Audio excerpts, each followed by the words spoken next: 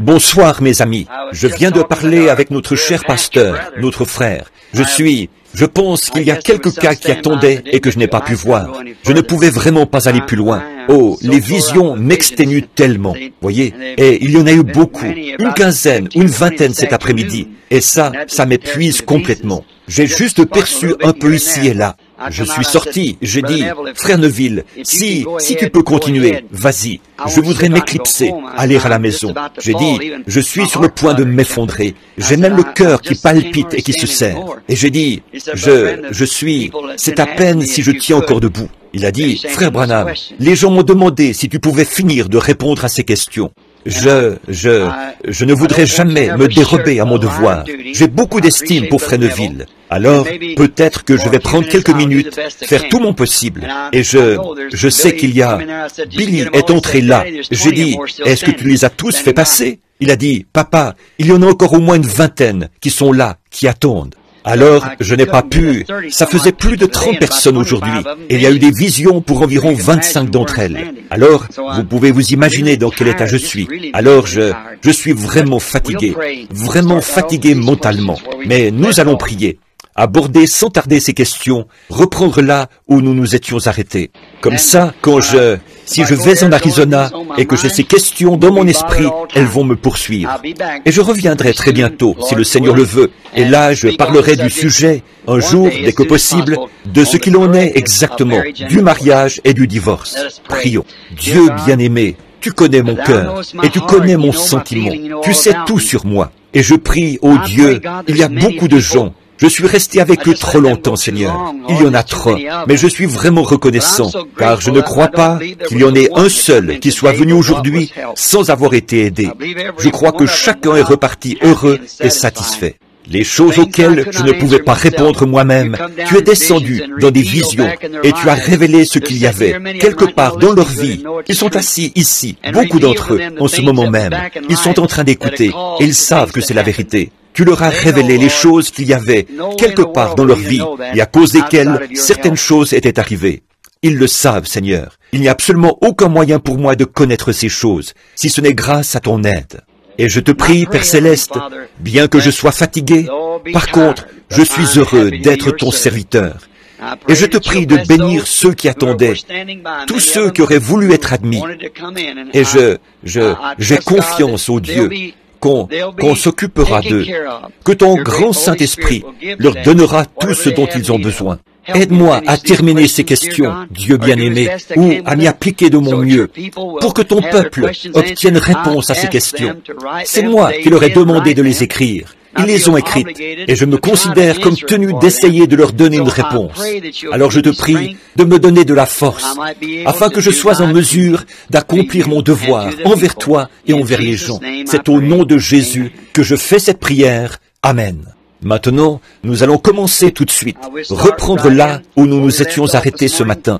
Il se peut que je ne sois pas capable de lire certaines d'entre elles, du fait que je suis un peu enroué, parce que j'ai beaucoup parlé. Combien ont bénéficié du discernement aujourd'hui et sont vraiment reconnaissants de ce que Dieu leur a donné, voyez, ceux-là, ce sont les meilleurs de tous. Les services de ce type-là, les choses que vous voulez savoir et les choses qui étaient cachées dans votre vie sont révélées et dites. Et souvenez-vous, beaucoup de ces choses, beaucoup d'entre vous savent que des choses vraiment embarrassantes ont été dites et dévoilées, mais personne ne saura jamais ces choses, seulement moi et Dieu. Et ce qui vous a été dit, ça doit rester entre vous et Dieu. Laissez ça tranquille. Et combien d'entre vous savent que le Seigneur a révélé des choses qui avaient été faites afin de vous aider? Levez la main si ça vous a aidé, voyez, sans même connaître ces gens, ni rien à leur sujet. Mais c'est lui qui l'a fait. Maintenant, passons au plus vite aux questions, là, et voyons si nous pouvons prendre... Il y en a encore une autre, ici quelque part. Il est dit, numéro 3. Je crois que celle-ci, c'est une lettre. C'est ça, c'est juste une lettre. Excusez-moi, je vais les poser ici au fur et à mesure. Et je pense, oui monsieur, celle-ci aussi, c'est une lettre. Et il est dit, question. Mais je crois que c'est une lettre. Une question dans une lettre. Non, ce n'est pas ça. C'est une question au sujet d'un songe. Très bien. Je lirai ce songe. Ensuite, je verrai si le Seigneur m'en donne l'interprétation, puis je vous la transmettrai dès que je le pourrai. Je suppose que vous avez inscrit votre adresse. Voyons un peu si elle y est. Sinon, je vous demanderai de faire connaître votre adresse, vous qui avez écrit cette question et ce songe. Non, votre adresse ne figure pas. La personne qui a écrit cette lettre, elle est simplement adressée à moi. Donnez votre adresse à Billy. Alors, comme je poursuis mon chemin vers l'Arizona, j'irai dans le désert pour prier. Et s'il m'en donne l'interprétation, je saurai à quel endroit écrire pour la transmettre. Vous voyez, sinon, si ce n'est pas là-dessus, pour qu'on puisse transmettre s'il la donne. Mais je ne me prononcerai que si c'est le cas, parce que je ne peux pas faire autrement. Et alors, je saurai que c'est juste. Maintenant, est-ce que l'épouse, ceux qui croient ce message, vont aller dans l'Ouest? Je veux dire, finir par se rassembler là-bas. Et est-ce que... Un instant, là, ceci fait intervenir une seconde.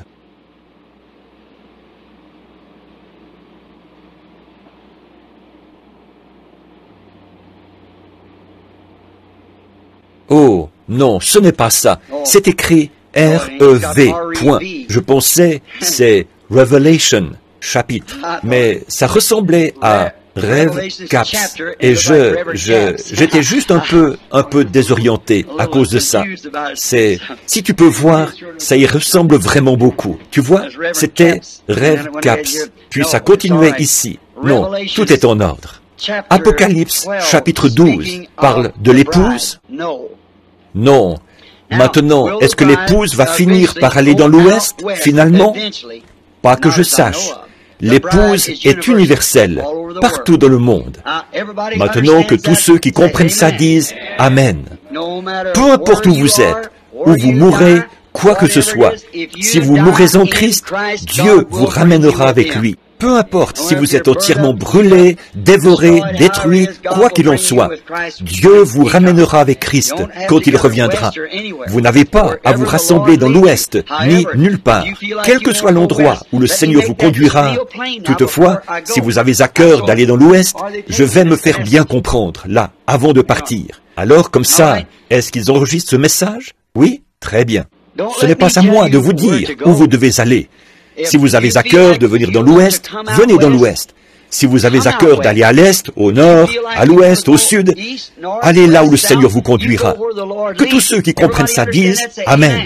Je ne cherche pas à dire à qui que ce soit où ne pas aller. Et si vous venez à Tucson, en Arizona, c'est là où j'habite temporairement en ce moment. Comme je vous le disais ce matin, j'ai le mal du pays et je n'ai pas de chez moi où aller. Je voudrais tant avoir quelqu'un, un endroit dont je pourrais dire que c'est chez moi, où je pourrais aller.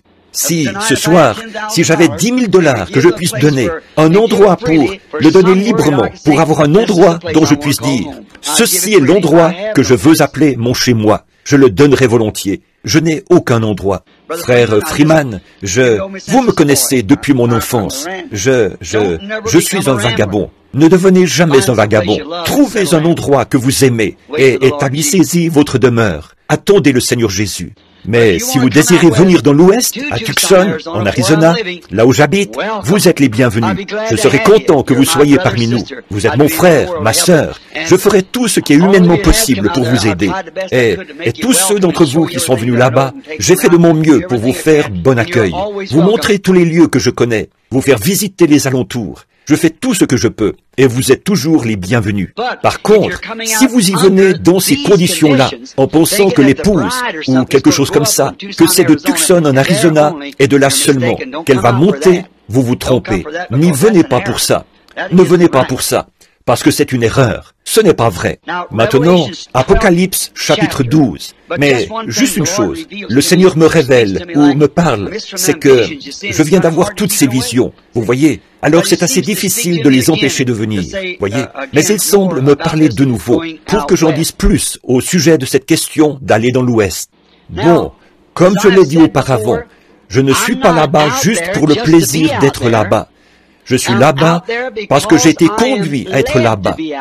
Mais pour ce qui est de rester là-bas, d'en faire mon chez-moi, ça, je pense que c'est faux. Non, je pense que ce ne sera que pour un court laps de temps, jusqu'à ce que le but dans lequel Dieu m'a envoyé là-bas ait été atteint. Je ne peux pas vous dire ici pourquoi j'y vais, mais je n'y irai pas juste pour le plaisir d'y aller. On demandait dans une question l'autre jour, nous savons pourquoi vous êtes allé en Arizona la première fois. C'était à cause de ces anges qui sont apparus. Pourquoi y êtes-vous retourné la deuxième fois? Vous vous souvenez que cette question est lue? Combien se souviennent que je suis revenu après ça et que j'étais assis là devant le docteur Livell? Je crois qu'il est quelque part dans le bâtiment. Et ma femme, je parlais de l'Arizona et du fait que nous restions ici. Et une main est apparue sur le mur et une lumière qui a écrit en traçant des lettres « Retourne en Arizona ». Combien se souviennent de ça? Voilà pourquoi je suis retourné là-bas. Sans savoir pourquoi j'y retournais. Et quand je suis arrivé là-bas, alors il a révélé pourquoi je devais y retourner. Et si je le dis, alors Satan va contrecarrer ça. Mais il ne connaît pas mon cœur. Il n'est pas la parole. Donc il ne connaît pas mon cœur. Mais si je le dis, alors il l'entend. Donc maintenant, souvenez-vous de ça. Or, quand j'ai dit l'autre jour, j'ai exprimé la chose un peu de sorte que ça vous a peut-être laissé sur une mauvaise impression. J'ai dit, ne venez pas en Arizona. Voyez, je ne voulais pas dire, ne venez pas. Ce que je voulais dire, c'est, si vous êtes conduit à venir, allez-y, venez. Si vous êtes conduit à aller en Californie, en Arizona, où que vous soyez. Mais si vous allez là-bas en disant, Frère Branham, je vais là-bas parce que je crois que vous allez rester là et prêcher la parole. Là, je crois que vous faites erreur. Voyez, le lieu où je prêche, c'est ici même. Dans ce tabernacle, le lieu, c'est ici. Je n'ai pas un seul service en Arizona. Et je ne suis en Arizona que pour quelques heures seulement, chaque fois. J'ai une réunion des hommes d'affaires après Noël, le 1er de l'an, à Phoenix. C'est tout ce que j'ai. J'ai promis ça, rien d'autre. Ma prochaine réunion, autant que je sache, c'est ici même, à l'angle de la 8e rue et de la rue Penn, au Branham Tabernacle. J'ai 30 ou 40 sujets, et je sais qu'il faudrait une semaine ou deux pour traiter chacun d'eux, que j'ai à cœur de prêcher ici, au Branham Tabernacle, ici même, à Jeffersonville, dans l'Indiana.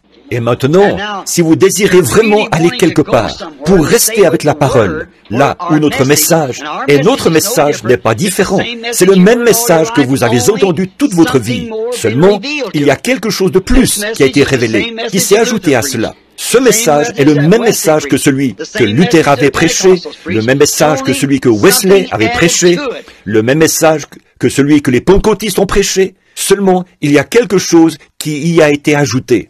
Ce que c'est la révélation des sceaux. Ce que ces réformateurs avaient laissé en suspens, vous voyez, qui a été manifesté aujourd'hui, qui ne pouvait pas être connu en ce temps-là. Le message pentecôtiste ne pouvait pas être connu du temps de Luther ou de Wesley. Il fallait attendre jusqu'à l'âge pentecôtiste.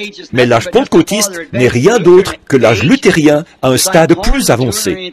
Tout comme le maïs qui mûrit, ou n'importe quoi d'autre. Il en était de même pour l'Église. Si j'avais prêché ce soir, j'aurais prêché sur le sujet, je l'ai noté ici dans la Bible, la vigne qui avait été transférée d'Égypte en Palestine. Combien d'entre vous savent que Dieu a dit qu'Israël était sa vigne? Ensuite, là, je me reporte à Jésus comme étant la vigne.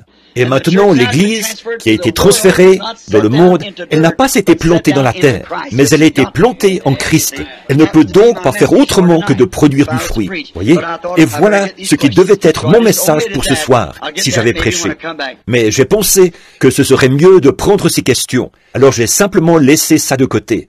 J'apporterai peut-être ça à mon retour. Apocalypse chapitre 12 ne se rapporte pas à l'épouse. Apocalypse chapitre 12, je n'ai pas vérifié, mais je sais ce que c'est. Il s'agit de la femme qui se tenait dans le soleil, la lune sous ses pieds. La lune représentait la loi. La femme représentait Israël, l'Église.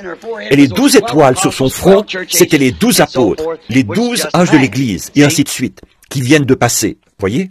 Et le soleil se trouvait à sa tête. En effet, vous voyez, la lune est une ombre du soleil, et la loi était une ombre des biens à venir.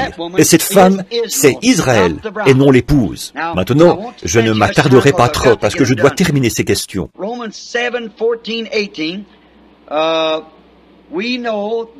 Romains 7, 14 à 18. Nous savons que la loi est spirituelle, mais moi, je suis charnel, vendu au péché. Car ce que je veux faire, car ce que je veux, je ne le veux pas, et je fais ce que je hais. Or, si je fais ce que je ne veux pas, je Par là, je reconnais par là que la loi est bonne. Et maintenant, ce n'est plus moi qui le fais, mais c'est le péché qui habite en moi. Je ne comprends pas ceci. Eh bien, ils ont écrit le passage de l'Écriture. C'est Paul qui parle aux Romains. Or, il a dit, permettez-moi de le présenter un peu plus clairement, pour que vous voyiez ce qu'il en est. Il a dit, en moi, il y a deux personnes. L'une qui veut que je fasse le bien, l'autre qui veut que je fasse le mal. Et chaque fois que je commence à faire le bien, alors le mal me fait obstacle. Combien parmi vous qui avez été vus en entretien cet après-midi se trouvaient aux prises avec cette même chose-là, et ce matin aussi, vous voyez, cette même chose-là. J'en ai parlé ce matin brièvement.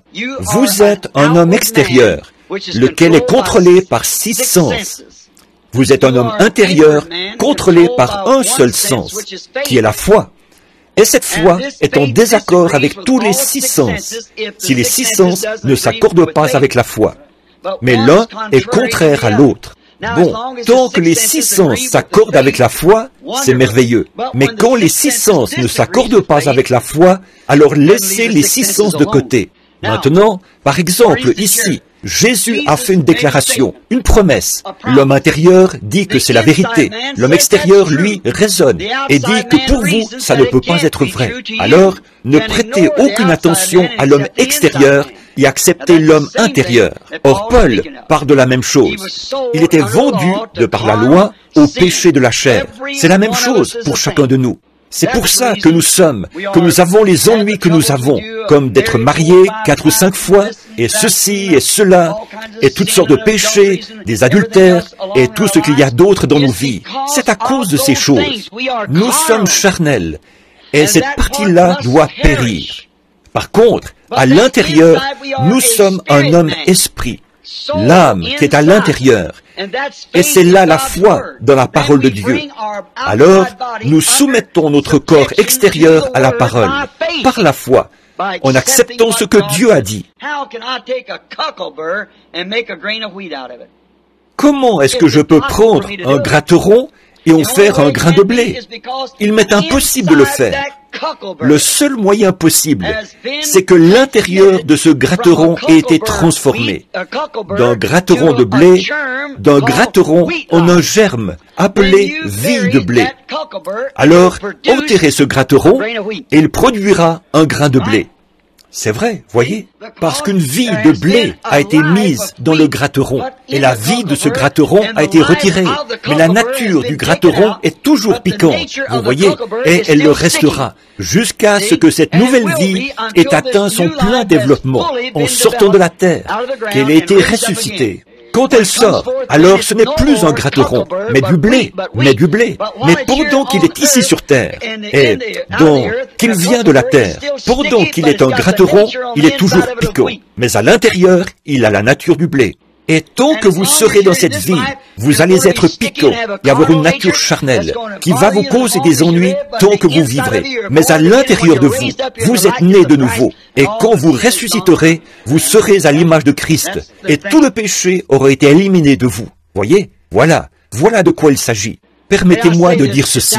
Ça a l'air d'une plaisanterie. En Indien, ce sont de très drôles de gens. Et ce n'est pas qu'ils sont drôles. Nous les trouvons bizarres. Mais à leurs yeux, ils sont très bien. Et si vous apprenez à les connaître, ils sont très bien. Une fois, on a demandé à un Indien, après qu'il avait été sauvé, je me souviens de l'un d'eux, à Phoenix, en Arizona. Billy descendait distribuer des cartes de prière. Il se tenait là simplement et il distribuait des cartes de prière. Et les gens qui étaient capables d'aller en vitesse chercher les cartes de prière, eh bien, c'étaient les gens bien portants qui n'avaient en réalité qu'un mal de tête, un mal de dents ou des problèmes avec un orteil. C'est eux qui avaient les cartes de prière, frère Raddle. Et à ce moment-là, alors dans la ligne de prière, tout ce que j'avais, c'était quelqu'un qui avait un mal de tête, quelqu'un qui avait des problèmes avec un orteil, quelque chose comme ça. Et il y avait des gens qui étaient assis là, qui se mouraient du cancer et tout, qui n'avaient pas pu venir dans la ligne de prière. J'ai dit, Billy, descends là et demande aux gens quel est leur problème. Et s'ils n'ont pas un cancer, ou une terrible maladie, ou quelque chose qui va les tuer, ne leur donne pas ces cartes de prière.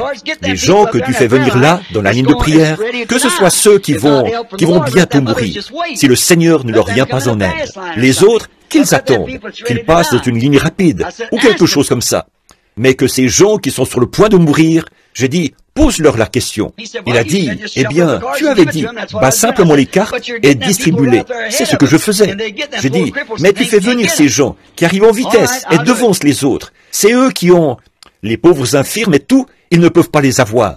Très bien, c'est ce que je vais faire. Il descend. Il y avait un vieil Indien, et ils sont très bizarres. Il ne voulait pas s'asseoir sur une chaise. On lui avait donné une chaise, mais il s'est assis par terre dans la tente.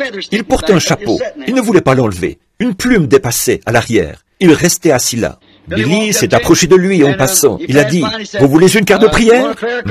Il a dit, « Quel est votre problème, chef ?» Il a dit, « Moi, malade. » Il a dit, « Mais quel est votre problème ?» Il a dit, « Moi, malade. » Il a dit, « Mais je veux savoir quel est votre problème. » Il a dit, « Moi, malade. » C'est tout ce qu'il pouvait obtenir de lui. Il a dit, « Très bien, je reviendrai tout à l'heure. » Alors, Billy a continué à demander aux gens. Le vieil Indien ne lâchait pas des yeux les cartes de prière, qui diminuaient de plus en plus. Chaque fois qu'il les sortait de sa poche, il y en avait un peu moins. Alors, au bout d'un moment, le vieil Indien s'est levé. Il s'est avancé. Il a tapé Billy sur l'épaule pour lui rappeler que lui aussi, il était de la partie. Il a dit, chef, quel est votre problème?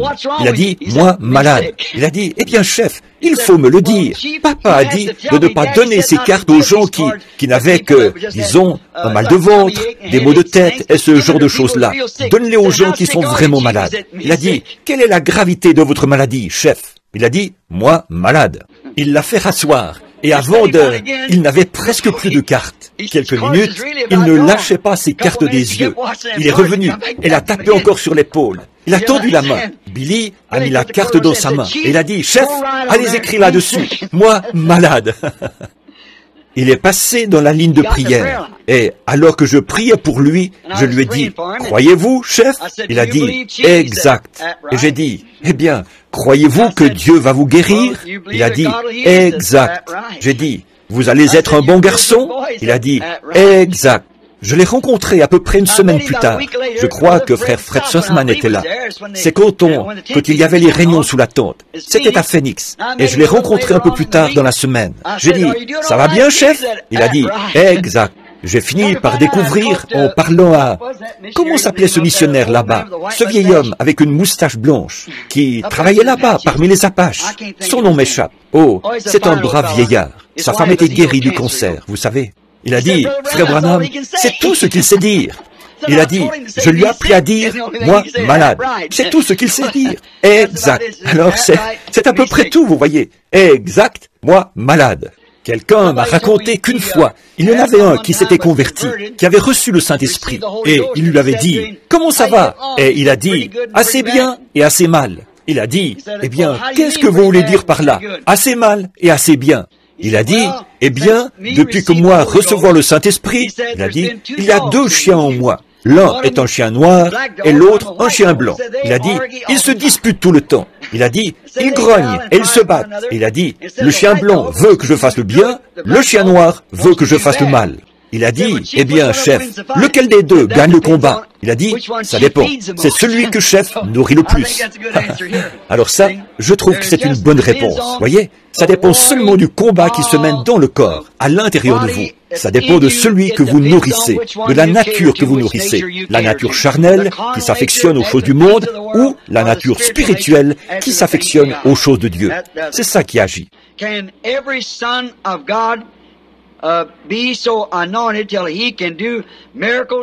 Est-ce que chaque fils de Dieu peut être loin au point d'accomplir des miracles, des signes, des prodiges, ou est-ce fait sous la direction du Saint-Esprit? Oui, c'est fait sous la direction du Saint-Esprit. Si vous êtes un fils de Dieu ou une fille de Dieu, quoi que vous soyez, une fois que vous avez reçu le Saint-Esprit, alors le Saint-Esprit vous conduit à faire certaines choses. Je n'ai pas le temps. J'aimerais bien pouvoir vous raconter des petites histoires. Chaque fois qu'il m'en vient à l'esprit, je suis obligé de laisser ça de côté. Mais je pense que celle-ci ne prendra qu'une minute. Ça s'est passé à Meridian, dans le Mississippi. Beaucoup d'entre vous, les unitaires, frère Bigby, parrainaient mes réunions. C'est un frère unitaire. Et un soir de réunion, Billy Paul était allé au stade et il avait distribué des cartes de prière. Oh, il pleuvait à verse. Et les gens étaient dehors, avec des parapluies et tout. Billy avait distribué des cartes de prière. Et ensuite, il est venu me chercher. Et sur ces entrefaites, pendant qu'il venait me chercher, il y avait une petite dame qui s'était assise en avant. Et il y avait une autre dame qui marchait avec un petit bébé. Elle essayait de le garder tranquille. Et cette petite dame qui était assise là, vêtue d'une petite robe de calicot, ou quelque chose comme ça, elle aussi, c'était une mère. Elle a aperçu cette dame, et le Saint-Esprit a parlé à cette femme, lui a mis à cœur, va prier pour ce bébé.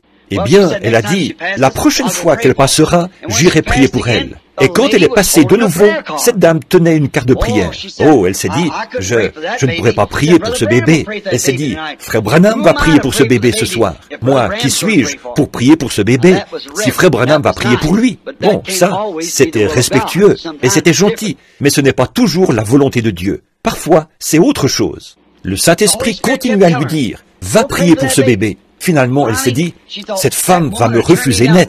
Sachant qu'elle a cette carte de prière, elle ne voudra pas que je prie pour ce bébé. Elle a amené son bébé ici, pas pour que moi je prie pour lui, mais pour que Frère Branham prie pour lui. Alors le Saint-Esprit continuait à dire, va prier pour ce bébé. Finalement, elle s'est dit, eh bien, pour me soulager de ce fardeau, je vais juste dire, je vais lui offrir ma place. Alors elle a dit, ma chère, une jeune mère qui parle à une autre, est-ce que tu as ce bébé? Elle a dit, est-ce que tu voudrais venir t'asseoir ici, prendre ma place? Elle a dit, oh ma chère, je ne voudrais pas prendre ta place. Elle a dit, j'essaie de garder mon bébé tranquille. Elle a dit, mais tu as l'air tellement fatigué, épuisé. Elle a dit, je le suis. Elle a dit, eh bien, assieds-toi ici, prends ma place. Elle a dit, je vois que tu as une carte de prière. Peut-être que Frère Branham va prier pour ton bébé. Elle a dit, nous espérons que ce numéro sera appelé. Elle a dit, eh bien, je l'espère aussi. Elle a dit, sœur, tu es chrétienne? Elle a dit, oh oui. Elle a dit, moi aussi, je suis chrétienne. Elle a dit, depuis que je suis assise ici, l'Esprit du Seigneur me dit, prie pour ce bébé. Est-ce que tu me permets? Je sais que Frère Branham va prier pour ton bébé s'il est appelé. Tu n'as qu'à tenir ta carte, il va y venir. Elle a dit, mais si j'imposais les mains au bébé et que je faisais juste une petite prière pour que je me sente mieux et pour me dégager de ce qui me presse, est-ce que ça t'offenserait? Elle a dit, oh, bien sûr que non, ma chérie. Prie pour le bébé.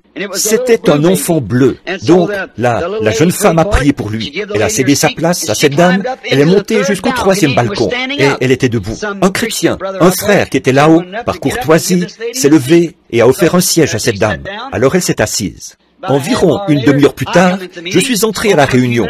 J'ai parlé pendant quelques minutes, puis j'ai appelé les cartes de prière. Et cette femme était la 3e ou la 4e de la ligne, avec ce bébé. L'autre était assise là. Elle disait, « Oh, merci Seigneur, moi qui prenais tellement pitié cette jeune mère, je crois que son bébé ira bien maintenant, parce que Frère Branham, ce n'est que la 3e ou la 4e, il va s'en occuper. » Elle disait, « Merci Seigneur, cette jeune mère assise là-haut, qui avait de la compassion pour ce bébé. » Bien. Alors, quand je me suis approché, j'allais prier pour ce bébé. Quand elle s'est approchée, eh bien, j'ai regardé la dame et j'ai dit, « Votre bébé, là, c'est un enfant bleu. Vous l'avez amené ici pour qu'on prie pour lui. Or, vous vous appelez Madame un tel, et vous êtes venu de tel endroit. Mais votre bébé est déjà guéri. Il y a une femme qui a eu un fardeau sur son cœur. Elle s'appelle Madame un tel. Elle est assise là-haut, au balcon. La première au bout de la 4e rangée, au 3e balcon. Elle a prononcé la prière de la foi pour ce bébé. Le bébé est déjà guéri. Elle a failli tomber de sa chaise, voyez? Maintenant, qu'est-ce qui se serait passé s'il n'avait pas fait ça? Vous voyez ce que je veux dire? Or, cette femme pouvait avoir plus de compassion pour ce bébé, une mère pour un bébé, que moi, je pouvais en avoir pour ce bébé. Voyez? Et puisque cette mère, voyez, est-ce que nous pouvons tous faire des miracles? Oui, quand vous êtes sous la direction du Saint-Esprit pour faire des miracles, allez les faire, parce que c'est dirigé par le Saint-Esprit. Maintenant, si cette femme n'avait pas exécuté ce que Dieu lui avait dit, peut-être qu'elle aurait alors reçu une réprimande de l'Esprit. Vous voyez, elle aurait désobéi à Dieu. Toujours, si vous êtes chrétien et que quelque chose vous persuade de faire quelque chose, allez le faire. Allez le faire. N'en doutez pas. Allez le faire. J'aimerais poser une question. Est-ce que... En voici encore une autre comme ça. Ou bien, je l'ai prise dans la mauvaise. Oui, c'en est une de ce matin. Une femme qui porte un pyjama, est-ce que ça se classe dans les vêtements d'homme? Celle-ci a dû être mélangée ici, avec ces autres questions. Frère Branham, était-ce Dieu qui faisait la chose? Était-ce Dieu? Était-ce moi qui faisais la chose qui est arrivée quand la bande... Oh oui, Nous avons eu celle-là ce matin. Je dois en avoir mélangé quelques-unes. Je devrais les déchirer, mais ça me coûte de le faire. Frère Branham, qui peuplera la terre à l'extérieur de la ville céleste? Expliquez l'ange qu'à chaque personne et qui demeure avec elle de la naissance à la mort. Très bonne question. Je n'aime pas laisser ces questions de côté. Ce sont de bonnes questions. Et je veux que mes enfants connaissent ces choses. Voyez? Maintenant, qui peuplera la terre à l'extérieur de la ville? À l'extérieur, ce sont les rachetés qui peupleront la terre, à l'extérieur de la ville. Mais ceux-ci ne seront pas l'épouse qui a été appelée et élue.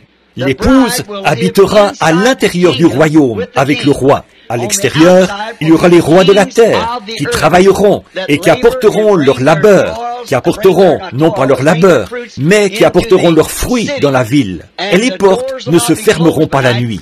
Maintenant, cette lumière au sommet de la montagne n'éclairera pas le monde entier. Elle n'éclairera que la ville. Mais elle pourra être vue à distance, à des milliers de kilomètres, peut-être. Mais elle n'éclairera pas la terre. En effet, la Bible dit que dans le nouveau monde, d'un sabbat à l'autre et d'une nouvelle lune à l'autre, voyez, les gens se présenteront devant le Seigneur à Sion, monteront à la ville pour y adorer. Donc, ils seront à l'extérieur de la ville, non pas l'épouse, mais les gens qui reviendront à la seconde résurrection, qui seront cultivateurs, tout comme Adam l'était, et ainsi de suite, et jardiniers. Mais le roi et la reine resteront dans la ville. Expliquez l'ange qu'à chaque personne et qui demeure avec elle depuis la naissance. Maintenant, si vous remarquez, or ceci, c'est assez profond. Bon, je n'ai pas du tout, je viens juste de l'apprendre là. C'est écrit en partie à la machine et en partie au crayon ou au stylo. Or, il y a un ange, mais cet ange de l'Éternel, il campe autour de ceux qui les craignent, qui le craignent. Voyez? Or, il n'a pas été promis aux pécheurs d'avoir des anges. Il n'y a que les rachetés qui ont des anges. Le saviez-vous? Les anges de l'Éternel campent autour de ceux qui le craignent. Or, les anges, ce sont des messagers. Je veux vous faire remarquer ceci. C'est vraiment parfait. Et ça va vous prouver la prédestination. Voyez? Maintenant, quand un petit bébé prend forme sous le cœur de sa mère, et vous, les petits enfants qui comprenez ces choses, vous voyez, le Seigneur vous a donné à maman. Et elle vous a porté sous son cœur, parce que vous êtes près de son cœur. Puis un jour, le Seigneur est descendu et vous a détaché du cœur de maman. Il vous a séparé de son cœur, mais vous serez toujours dans son cœur.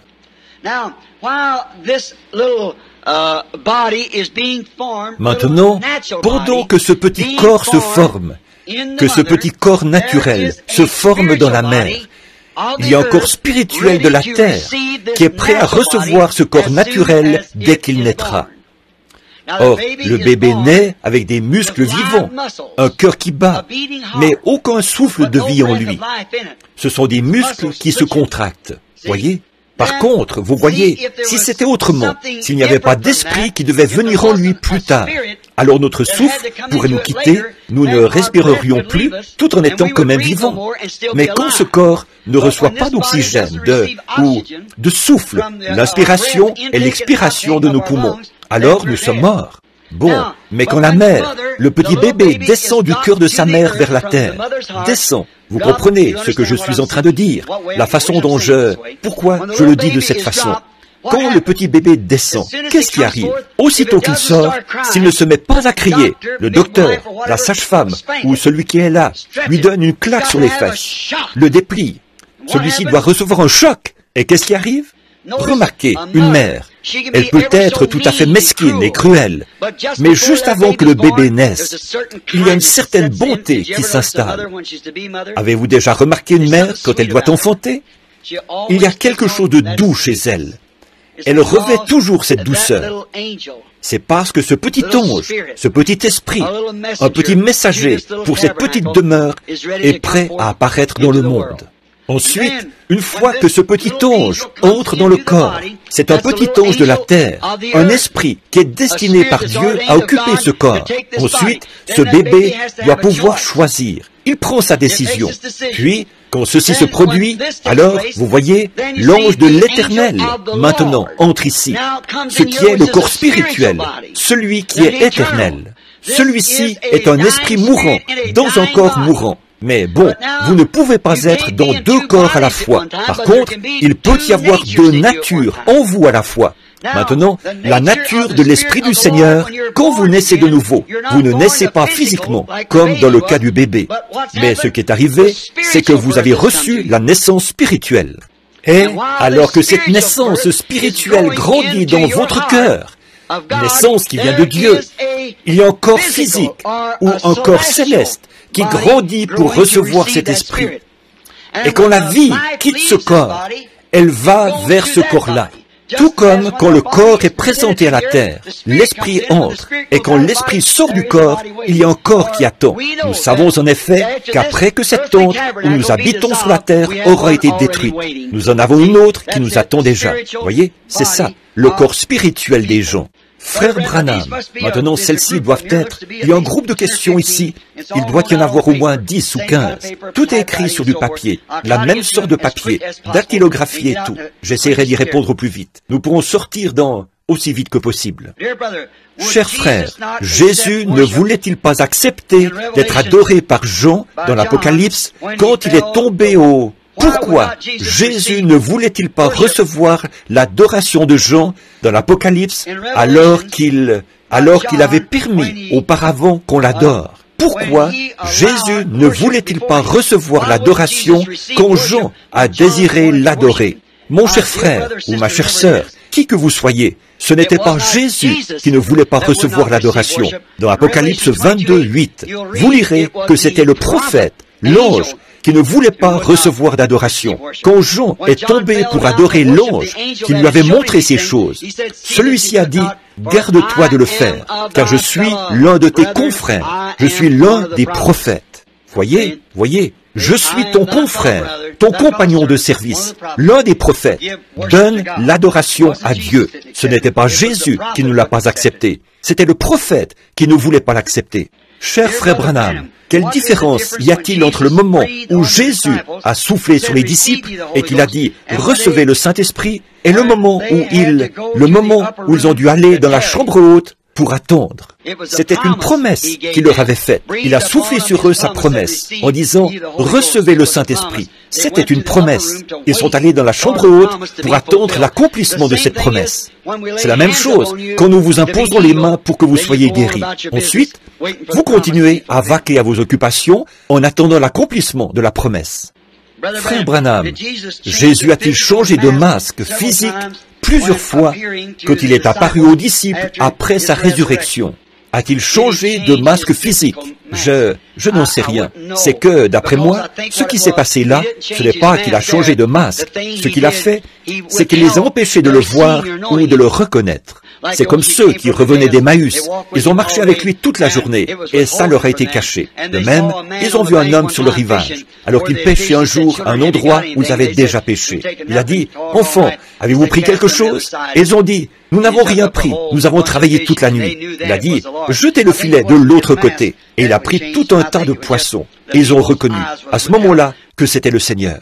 Je pense que ce n'était pas son masque qui était changé. Je pense que c'était simplement les yeux des gens qui étaient empêchés de le reconnaître.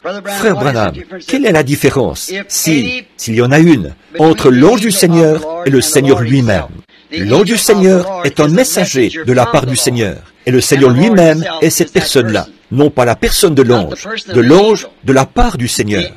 Je vais vous montrer. Parlons du point de vue terrestre. Voici un ange de la part du Seigneur. Du point de vue terrestre, voici un ange de la part du Seigneur.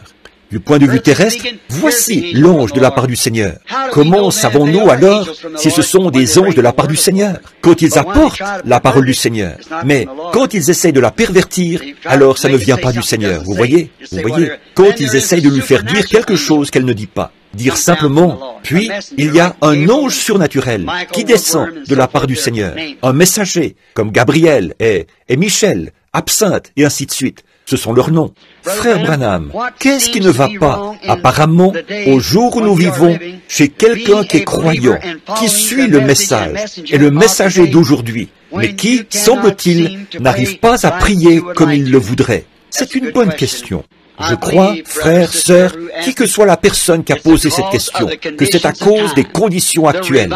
Le réveil est terminé. Le réveil a duré quelques 15 ans, et jamais auparavant ça n'avait duré plus d'environ 3 ans. Je crois qu'on a reçu le dernier réveil. Et je crois que c'est pour ça que vous n'arrivez pas à prier et à vous sentir dans l'esprit comme autrefois. C'est parce que les feux du réveil se sont éteints. Frère Branham, s'il vous plaît, expliquez comment une personne peut savoir si les pensées qu'elle a viennent d'elle ou si c'est le diable qui met des pensées dans son esprit pour lui faire penser du mal. Surtout si on sait qu'on ne veut pas penser ces choses.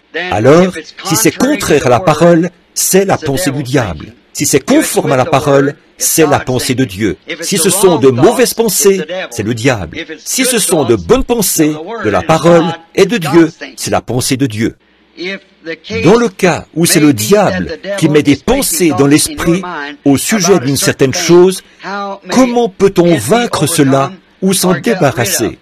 Prenez exactement l'inverse. Si le diable vous fait penser si vous savez que vous êtes un chrétien et qu'il essaie de vous faire penser que vous n'êtes pas un chrétien, prenez simplement l'inverse. Dites, je suis un chrétien. Tant que votre expérience s'accorde avec la parole de Dieu, dites, je suis chrétien. C'est la même chose pour tout le reste. Quand vous répondrez à ceci, s'il vous plaît, priez pour que je vainque ceci, car je ne suis pas seul. Que Dieu vous accorde cette victoire, qui que vous soyez. Que vos pensées soient tout de suite ramenées de l'autre côté et dites, je suis un chrétien, je suis un croyant. Satan, tu n'as aucune prise sur moi. Franchement, je me tiens ici même, en ce moment, en train de dire la même chose. Je me retiens pour ne pas m'évanouir ici à la chair. C'est vrai, 4 ou 5 fois, j'ai failli m'effondrer sur la chair. C'est la vérité. Dieu sait que c'est vrai. Quand quelqu'un se rend compte qu'il a un complexe d'infériorité ou un complexe quelconque, comment peut-il vaincre cela? Donc, cette chose serait-elle causée par le fait que, pendant son enfance, il était fils unique? Prenez exactement le contraire. Si vous voulez toujours imposer votre volonté, un enfant gâté qui veut toujours n'en faire qu'à sa tête, alors faites volte-face. Prenez de tout votre cœur la direction opposée. Si vous êtes égoïste et que vous voulez tout garder pour vous, alors commencez à donner ce que vous avez. Voyez, faites tout ce que... Prenez simplement la direction inverse. C'est ça le moyen de vaincre n'importe quoi. C'est un contrepoison. Vous, ma vieille mère du Sud, avait l'habitude de dire, le poil du dos du chien calme la morsure. Et ça s'applique aussi pour ceci. Frère Branham, à quel achèvement devrions-nous laisser nos préadolescents participer? Excusez-moi, c'est à quelles activités nos préadolescents devraient-ils anticiper, participer? Aussi, comment devrions-nous nous y prendre pour les aider à choisir leurs amis? Gardez-les en compagnie de chrétiens le plus longtemps que vous pourrez. Gardez-les avec, si c'est une fille, gardez-la avec des jeunes filles chrétiennes et avec des jeunes hommes chrétiens si c'est l'inverse. Si elle est assez âgée pour fréquenter un garçon, veillez à ce qu'elle fréquente un bon garçon. Découragez-la de fréquenter n'importe quel autre garçon ou le garçon vis-à-vis de la jeune fille. Si elle fréquente un incroyant, essayez de l'encourager à fréquenter un croyant. Et vice-versa. Faites de votre foyer un lieu agréable. Faites de votre foyer un lieu où votre fille ou bien votre fils n'auront pas honte d'amener leurs amis devant leur père et leur mère, de les faire entrer dans leur maison. Et faites de votre foyer un lieu où règne le bonheur, si bien qu'ils se plairont à rester à la maison. Oh là là, en voici 7, l'une derrière l'autre. Je ne vais continuer que quelques minutes encore. Frère Branham, avez-vous fait des déclarations dernièrement, disant que l'âge de l'Église est terminé, celui de Laodicée? Non, je n'ai jamais dit qu'il est terminé. Si c'est le cas, vous avez mal compris, ou je me suis mal exprimé. Celui-ci est le dernier âge de l'Église. C'est la fin des âges de l'Église, Laodicée. Il n'est pas encore terminé. Quand il se termine, l'Église est partie. Donc, tant que l'Église est ici, il n'est pas encore terminé. Voyez? Puisque l'âge de l'Église est terminé et a été plongé dans l'obscurité, que l'épouse a été appelée, Nous sommes déjà dans la période de la tribulation? Non, non, non. J'aimerais avoir plus de temps pour pouvoir m'étendre là-dessus. Voyez? Voyez, l'épouse, quand elle sera enlevée de l'Église, c'est là que l'âge de l'Église prendra fin. Laodicée sombre dans le chaos.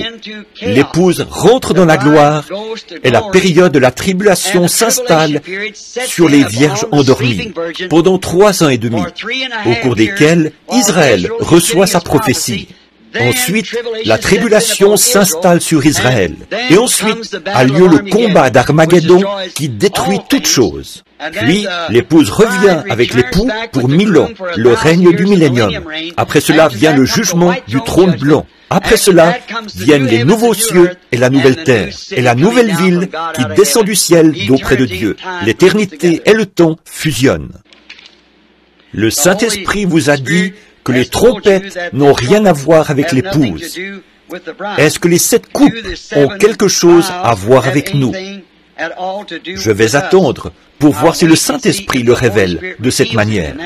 Je ne sais pas encore. Le prophète de Malachie 4 sera-t-il celui qui appellera le reste des nations d'Apocalypse 7, 9? Bien que ces gens-là passent par la période de la tribulation. Non, non. Après Apocalypse 7, c'est là qu'il a vu les 144 000 scellés. Et après ça, ce qu'il a vu paraître, revenir, c'était cette grande foule que personne ne pouvait compter, c'est-à-dire l'épouse. Ça devra, Malachie 4, ce sera terminé. L'épouse aura été enlevée au ciel. Et ensuite, ce groupe de Élie et Élisée reviennent sur la terre pour... L'Église doit passer par la période de la tribulation. Mais Élie et Élisée n'auront rien à faire avec les vierges endormies.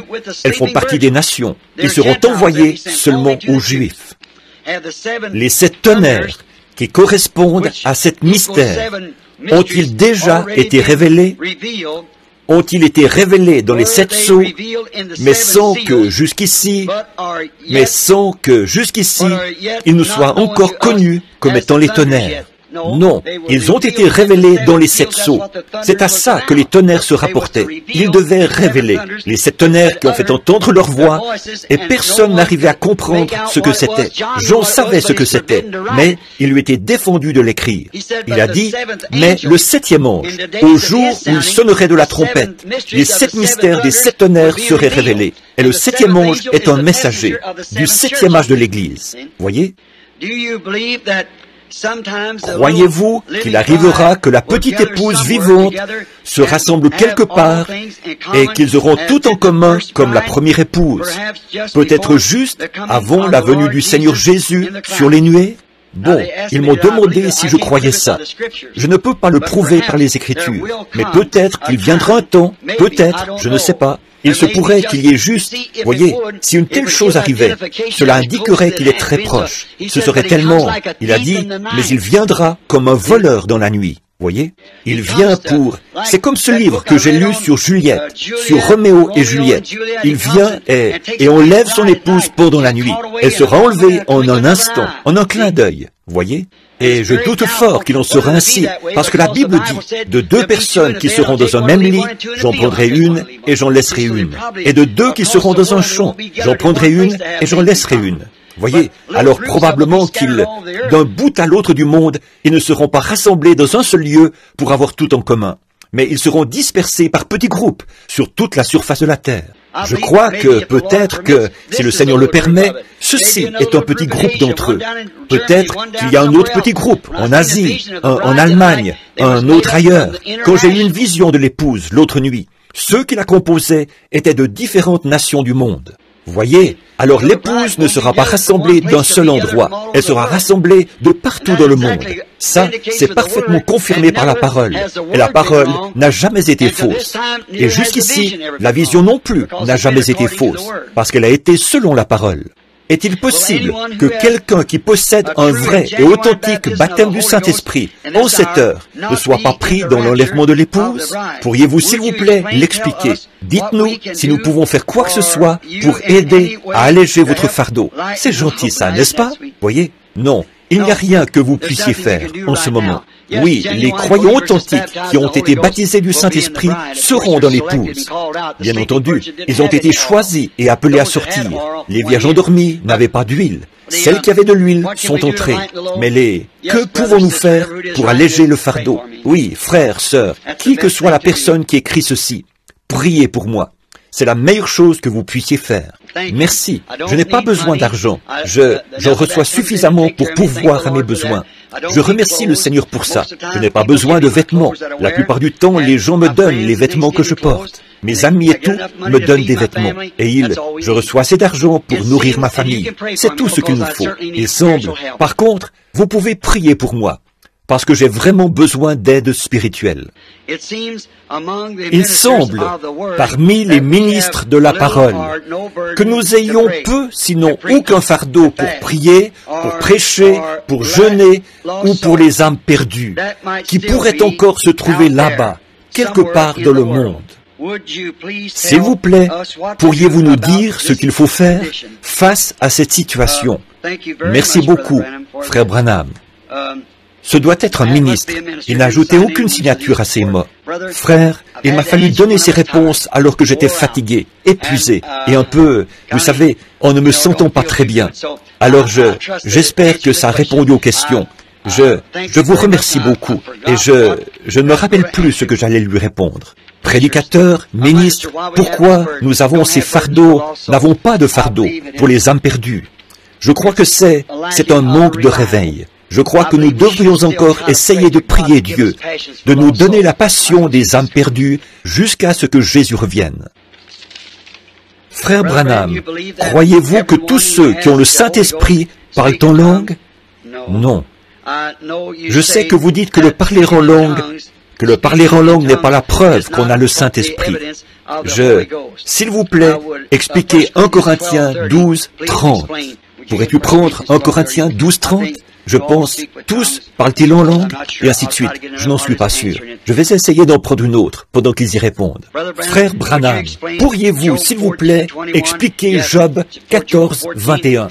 Oui, Job 14, c'est si un homme meurt, revivra-t-il? Oh, si un homme meurt, Job parlait de la résurrection. Je pense que j'ai eu cette question l'autre matin. N'était-ce pas ça? Ou était-ce chez Charlie? Quelque part. Madame Cox était là. Job, il avait vu les fleurs, comment elles meurent et revivent, mais lui descendait dans la terre et ne pouvait pas revenir. Ensuite, il lui était expliqué que quelque chose avait péché. Il voulait obtenir un médiateur entre lui et Dieu, et là, il a vu la venue du Seigneur. Qu'est-ce que c'est, frère? Je pense que c'était 1 Corinthiens 12, 30. Oui, tous parlent-ils en langue? C'est ce que je pensais. Mais je n'en étais pas sûr, à cause de cet état de fatigue. Mais non, tous ne parlent pas en langue, tous n'interprètent pas, tous ne disent pas ces choses. Puis, le chapitre qui vient tout de suite après, quand je parlerai les langues des hommes et des anges, si je n'ai pas la charité, je ne suis rien. Voyez, Paul, en d'autres termes, il leur dit, tous parlent-ils en langue? Bien sûr que non. Tous prophétisent-ils? Non. Mais aspirez aux dons les meilleurs. Et je vais encore vous montrer une voie par excellence. Voyez, tous ne parlent pas en langue. Allez-vous avoir un autre service de discernement avant de repartir? Sinon, est-ce possible d'avoir un entretien particulier? J'espère que vous en avez eu un. Bon, il ne me reste plus beaucoup. Je vais faire mon possible pour essayer d'y répondre. Je me souviens de vous avoir entendu parler d'un triste spectacle que vous aviez vu. Un ange, un aigle, qui battait des ailes dans une cage, qui cherchait désespérément à se libérer. Ma précieuse mère est dans cette situation-là. Il ne lui a pas été permis, depuis 3 ans, de recevoir à la maison ses 3 enfants mariés, parce qu'ils refusent de se soumettre à la doctrine de leur père. Celui-ci est un prédicateur dénominationnel. Maman désire entendre ce message du temps de la fin, et je ne peux même pas lui faire parvenir une lettre. Jusqu'à quel point doit-elle être soumise? Y a-t-il quelque chose que je puisse faire à part prier? Ce serait la seule chose à faire, que je sache. Son mari, qui est ministre, ne veut pas lui laisser entendre la parole. Elle veut l'entendre, mais il ne veut pas lui permettre de l'entendre. Alors priez simplement pour elle. Je crois que cette femme est sauvée, bien entendu. Frère Branham, est-il possible pour quelqu'un d'être perdu est de finir en enfer s'il rejette la lumière de la parole, même s'il possède une véritable expérience de justification et de sanctification. Oui, monsieur, c'est tout à fait exact. Quand vous employez cette expression de dire que si nous ne croyons pas la parole, nous serons éternellement séparés de Christ, voulez-vous dire que les vierges folles vivront éternellement, mais qu'elles seront séparées de la nouvelle Jérusalem où Christ habitera avec l'épouse? Il s'agit ici des gens qui n'ont pas le Saint-Esprit, qui ne sont pas nés de nouveau, conformément à ce que l'Écriture enseigne. Si la naissance naturelle exige de l'eau, du sang et l'Esprit, la naissance spirituelle n'exige-t-elle pas les 3 étapes de la grâce avant que la personne soit vraiment née de nouveau? Absolument. Je viens d'expliquer ça ce matin. La même chose, à propos du même sujet. Il faut que vous ayez toutes les étapes. Vous êtes engendré par l'Esprit, tout comme un bébé est engendré dans le ventre de la mère. Mais on n'est pas né tant qu'on n'a pas reçu le Saint-Esprit. C'est vrai. C'est à ce moment-là que vous êtes né. Vous n'êtes pas converti, vous êtes en voie de conversion, jusqu'à ce moment-là. C'est pour ça que tous ces grands mystères ne pouvaient pas être donnés à Luther, ne pouvaient pas être donnés à Wesley, ne pouvaient pas être donnés à l'âge qui vient de passer près de nous, l'âge pentecôtiste. Pourquoi? Ce n'était pas le temps. Ils étaient engendrés. Maintenant, la personne de Christ lui-même, le Fils de l'homme, vous comprenez, se révèle dans la chair humaine. Ça n'aurait pas pu venir avant maintenant. Quand le millénium commencera, comment les incroyants seront-ils ôtés de la terre? Les incroyants disparaîtront dans la période de la tribulation, avec les vierges endormies, et tous les autres, incroyants et vierges endormies, et le reste d'Israël qui doit être retiré. Frère Branham, quand quelqu'un m'énerve ou me marche sur les pieds, voici peut-être une bonne question. Me marche sur les pieds, comme dit le vieux dicton. La colère monte en moi. Comment puis-je vaincre cette chose? Je sais que c'est le Seigneur qui devra le faire.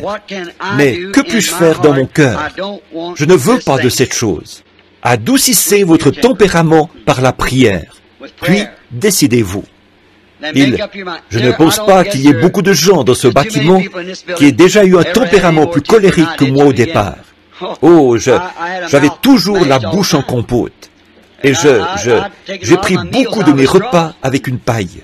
Ma mère, comme vous le savez, était de mère indienne. Et mon père était irlandais, un Irlandais du Kentucky en plus de ça. Et chacun, tous les deux, avaient un tempérament assez colérique pour affronter une scie circulaire.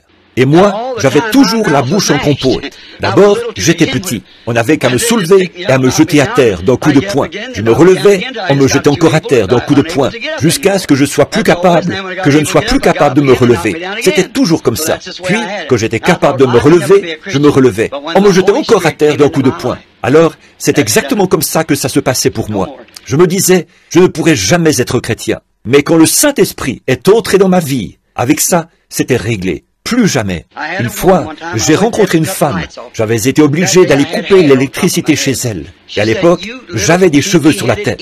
Elle a dit, « Espèce de petit crétin frisé !» J'avais dit, « Madame, vous ne devriez pas jurer comme ça. Oh, vous ne craignez pas Dieu ?» Elle a dit, « Espèce de petit crétin frisé ! Si je voulais que quelqu'un me parle de choses comme ça, je n'irais pas chercher un imbécile comme toi. » Ouh ! Puis elle m'a appelé d'un nom grossier. Oh là là, si ça avait été un an auparavant, j'avais toujours dit qu'un homme qui frappait une femme n'était pas assez homme pour frapper un homme. Mais à ce moment-là, j'aurais peut-être dérogé à ça, que elle appelait ma mère d'un vilain nom comme ça. Mais savez-vous quoi? Ça ne m'a même pas affecté. J'ai dit, je prierai pour vous. Pas dérangé du tout. J'ai su à ce moment-là qu'il m'était arrivé quelque chose. Oui, monsieur. Oh là là, vous êtes au courant des vilaines choses que j'ai faites quand j'étais un gamin. J'étais bagarreur. À un moment donné, j'ai failli tuer 5 hommes. J'avais pris un fusil chargé de 16 balles. Et alors que ces garçons m'avaient battu parce que je venais du Kentucky, c'était leur seule raison. Je ne pouvais même pas garder la tête levée. L'un me tenait par les mains comme ceci, et l'autre se tenait là avec une pierre à la main. Il me frappait au visage jusqu'à ce que je sois presque mort. Il n'y avait absolument rien. Il m'appelait le petit Indien du Kentucky, parce que ma mère, quand elle était jeune, elle avait vraiment l'air d'une Indienne. Je regardais sa photo tout à l'heure, et qu'il savait qu'elle était de mère indienne. Alors, parce que j'étais du Kentucky et qu'elle était une squaw, il m'appelait le petit Indien du Kentucky. Et je n'y étais pour rien. Ce n'était pas ma faute si j'étais né au Kentucky. J'allais là-bas, à l'école. Je n'avais pas de vêtements à porter et les cheveux qui me descendaient dans le cou. Et maman avait pris la vieille veste de papa qu'il avait portée à son mariage. Elle l'a coupée et m'a confectionné un pantalon pour que je puisse porter ça quand je suis allé à l'école pour la première fois. Et elle m'a fait porter une paire de bas blancs et une paire de chaussures de tennis. Et elle disait, toi, tu as vraiment l'air d'un nul du Kentucky. Et tout. Et alors ces choses se sont poursuivies pendant toutes mes années d'école. Et quelques garçons, parce que je descendais la rue avec une jeune fille et que je portais ses livres, ils ne voulaient pas que je fasse ça. Alors ils sont venus me retrouver. Ils m'ont battu jusqu'à ce que je sois tout simplement inconscient. Je leur ai dit que s'ils me laissaient partir, je leur ai promis que je rentrerais tout droit à la maison. Alors ils m'ont lâché. Ils m'ont donné 4 ou 5 coups de pied, ils m'ont jeté à terre. Ils m'ont raflé toute la figure. Et je suis rentré à la maison, comme ça, en passant à travers le champ de genêts. J'avais une petite carabine Winchester de calibre 22 posée au-dessus de la porte. J'ai levé le bras et j'ai pris cette carabine remplie de balles. J'ai traversé le fourrier de Robinier. Et je me suis caché près de la route, jusqu'à ce que ces 5 ou 6 garçons passent par là. J'ai tout simplement attendu qu'ils arrivent. Et quand ils sont arrivés là, ils causaient, ils disaient, « Ce mecton du Kentucky, à partir de maintenant, il va savoir où il est. » Ils parlaient comme ça. J'ai bondi devant eux. J'avais abaissé le chien de la carabine. J'ai dit, « Maintenant, lequel d'entre vous veut mourir le premier pour ne pas voir les autres ?» Ils se sont mis à hurler. J'ai dit, « Ne hurlez pas, parce que vous allez tous mourir, un à un. » Et je ne plaisantais pas. Alors là, ils se sont mis à hurler. J'ai épaulé et clac, le fusil a fait un bruit sec. J'y ai introduit une autre cartouche. Clac, il a fait un bruit sec. Une autre cartouche. Clac, il a fait un bruit sec. J'ai éjecté 16 cartouches sur le sol. Pour chacune, un bruit sec. Et ces garçons qui couraient, qui poussaient des cris et s'enfuyaient à toutes jambes de l'autre côté de la colline. Et tout. Et après qu'ils sont partis, je me suis tenu là. Et j'étais tellement en colère que je ne pleurais pas. Je riais comme un perdu. Et les larmes ruisselaient de mes yeux. Ça, c'est un tempérament colérique. S'il n'y avait pas eu Dieu, j'aurais été un meurtrier. J'ai ramassé ces cartouches et je les ai remises dans la carabine. Et pan, pan, les coups partaient très bien. Vous parlez d'une grâce. Où sont les vierges folles pendant le millénium? Pendant le millénium, elles sont dans la tombe. Les autres morts ne revinrent pas à la vie avant 1000 ans. Y aura-t-il ou y a-t-il maintenant un lieu où les poules se rassemblent pour y vivre, comme quand Moïse avait conduit les enfants d'Israël? Je vais répondre à cette question pour vous. Ça vient de m'être révélé. Je vais vous dire la vérité. Oui, monsieur, il y a un lieu où toutes les poules se rassemblent. Vous voulez savoir où c'est? En Christ. Exactement. Rassemblez-vous simplement là. Nous y sommes tous ensemble.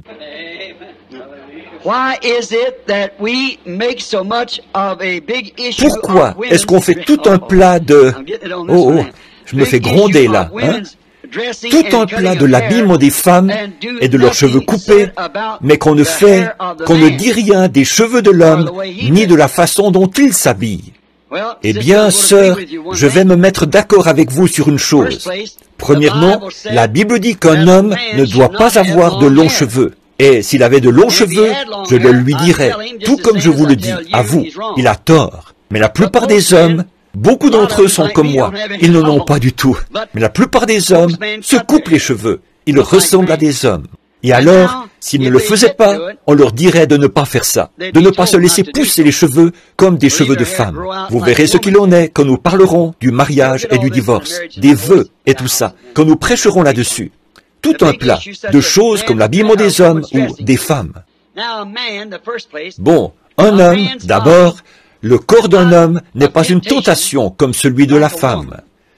Bon, l'homme, cette espèce de gros spécimen, aux jambes poilues, aux genoux cagneux, à la grosse bedaine et tout. Il a l'air d'un vrai désastre. Lui, il n'a rien de tentant. Je trouve que c'est un spectacle on ne peut plus grotesque que de voir ces hommes descendre la rue, jeunes ou vieux, vêtus de ces bikinis ou quoi, vous savez, descendre la rue comme ça. Je trouve que c'est le spectacle le plus dégoûtant que j'ai jamais vu. C'est vrai, je pense qu'il ne sait pas à quel côté de la race il appartient. Voyez, c'est vrai, un homme qui ferait une chose pareille. Et savez-vous quoi? Je viens d'apprendre, il y a quelques mois, que l'armée américaine allait s'habiller de cette façon-là. Eh oui, l'armée, l'année prochaine ou l'année d'après, ils vont tous porter le short. avec quelle bande de grands efféminés est-ce qu'on va se retrouver? Dieu a fait l'homme pour qu'il ait l'air d'un homme, qu'il agisse comme un homme et qu'il s'habille comme un homme. Il a fait la femme pour qu'elle fasse de même, qu'elle s'habille comme une femme, qu'elle agisse comme une femme et qu'elle soit comme une femme. À propos, ce matin, à propos de la question qui était posée à propos des hommes, s'ils désirent, si une femme a les cheveux très fins et qu'elle désire porter l'un de ces crépons, ou le nom que vous donnez à ça, je pense que c'est, ma femme porte ça. Elle dit que ses cheveux sont fins, et elle a quelque chose d'à peu près gros comme ça, qui ressemble à un petit pain rond assez gros. Elle enroule ses cheveux autour de ça, elle fait tenir ça avec des épingles. Bon, moi, je trouve que ça, il n'y a pas de mal à ça, pourvu que vos cheveux soient longs. Un ministre a dit que sa femme se sentait culpabilisée parce qu'elle avait de la teinture dans les cheveux. Et j'ai découvert, d'après une question, que ça veut dire un colorant ou une coloration dans les cheveux. Je ne peux pas dire que c'est mal. Je n'ai rien à ce sujet, pourvu qu'elle ait de longs cheveux. C'est tout ce que je peux dire là-dessus. Et maintenant, l'homme, la personne qui parlait ce matin, d'enlever ses cheveux et de les remettre. Maintenant, voici encore quelque chose au sujet d'une chevelure coupée. Voyez? Or, si un homme n'a pas de cheveux, et que sa femme, j'ai entendu des femmes qui disaient, eh bien, si seulement je pouvais convaincre Jean, moi je trouve qu'il serait plus beau s'il portait un postiche. Qu'en pensez-vous, frère Branham? Est-ce mal pour lui de faire ça? Mais non, absolument pas. Ce n'est pas mal, pas du tout. S'il veut en porter un, c'est bien, tout aussi bien que de porter des fausses dents, ou autre chose selon le besoin. Au fait, j'ai moi-même 3 fausses dents. Je voudrais bien ne pas les avoir. Elles sont fixées sur broche. Ça diminue toujours l'intensité de ma voix. Ça me coupe la langue et tout, mais je dois les porter pour manger. Et quand je vais outre-mer, dans ces réunions plein air, je porte un postiche, non pas pour l'apparence, parce que vous savez que je me tiendrais ici, même si je n'avais pas un seul cheveu sur la tête, ou quoi que ce soit. Pour moi, ça ne changerait rien. Je suis ici pour représenter Jésus-Christ. Mais la première soirée où je me tiens là, sous un orage tropical, le lendemain soir, j'ai tellement mal à la gorge que je ne peux pas y retourner. Et donc, si c'était quelque chose que je désirais faire, et que j'avais à cœur de le faire, je le ferais. Oui, monsieur, il n'y a absolument rien qui l'interdit. Il n'y a absolument rien qui vous interdit, sœur, de porter un crépon, ou un postiche, ou quelque chose dans vos... C'est parfaitement en ordre. Mais que vos cheveux restent longs. Et vous, les hommes, coupez les vôtres. Ceux que vous avez, tenez-les coupés. Voyez? Alors, ça règle la question. Et vous, les femmes, habillez-vous comme des femmes. Et vous, les hommes, habillez-vous comme des hommes. Ne cherchez pas à être efféminés en portant des vêtements de femmes. Et vous, les femmes, ne cherchez pas à être masculines en portant des vêtements d'hommes. Parce que Dieu ne veut pas que vous le fassiez. La Bible condamne ça. Mais maintenant, pour ce qui est de porter un postiche ou de porter des cheveux, eh bien, qu'est-ce que c'est, ces espèces de crépons? Est-ce que j'ai fait une erreur tout à l'heure? Serait-ce plutôt une souris? C'est quelque chose que les femmes mettent dans leurs cheveux pour les faire paraître plus, quel que soit le nom qu'on donne à ça, voyez, il n'y a rien à redire là-dessus. Allez-y, c'est en ordre.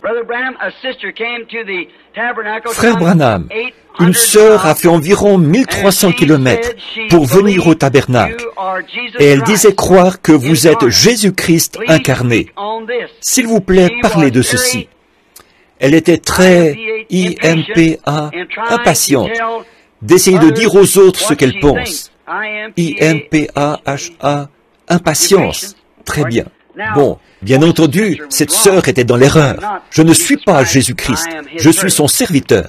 Nous avons expliqué ça tant de fois, mais, oh, j'ai presque terminé. Là, priez seulement pour moi. Ça prendra encore juste un petit moment.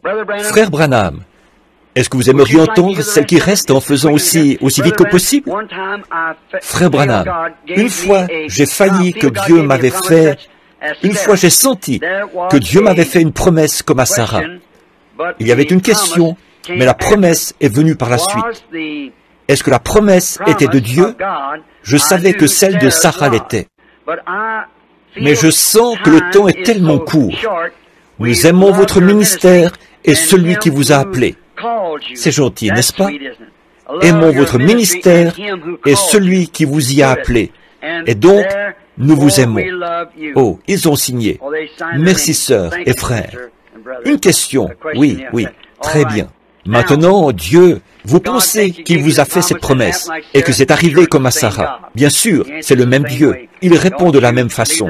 Et surtout, ne faites rien d'autre que croire que c'était de Dieu. Frère Branham, j'aimerais vous poser certaines questions concernant la Bible. S'il vous plaît, expliquez Marc.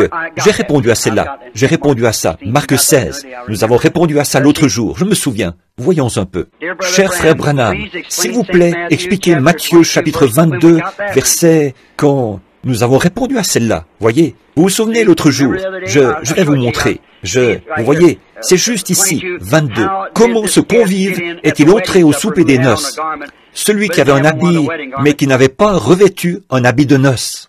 Souvenez-vous, j'ai fait une petite plaisanterie à ce sujet. J'ai dit, un frère dénominationnel qui est entré par la fenêtre et non par la porte. La porte, c'est la parole. Vous avez dit que Caïn était de la semence du serpent. Pourquoi Ève a-t-elle dit « J'ai acquis un homme de par l'Éternel » C'est celle que j'essayais de trouver ce matin. J'ai inscrit là les versets qui s'y rapportent. Il se peut que je sois en train de faire marche arrière. C'est ce que j'espère. J'en trouve ici. Frère Branham, mon mari, qui a été élevé dans la foi catholique, quand nous faisons nos dévotions, il veut prier à sa façon. J'ai répondu à ça. Vous vous souvenez? Oh, je suis en train de retrouver ces questions là-dedans maintenant. J'ai répondu à celle-là. Frère Branham, j'ai finalement intéressé ma sœur d'une des... J'ai répondu à ça. Une dame qui avait une sœur catholique. Frère Branham, dans 2 Timothée 4, quel est le don qui avait été donné par... J'ai répondu à celle-là. Combien se souviennent de ces questions? J'en ai quelques-unes qui ont été mélangées ici. Voyez? Nous est-il permis d'utiliser un moyen? C'est au sujet du contrôle des naissances. Je vais vous parler de ça en privé, vous voyez, comme je l'ai dit ce matin. Premièrement, les 5 vierges folles seront-elles sauvées pendant le... J'ai répondu à ça.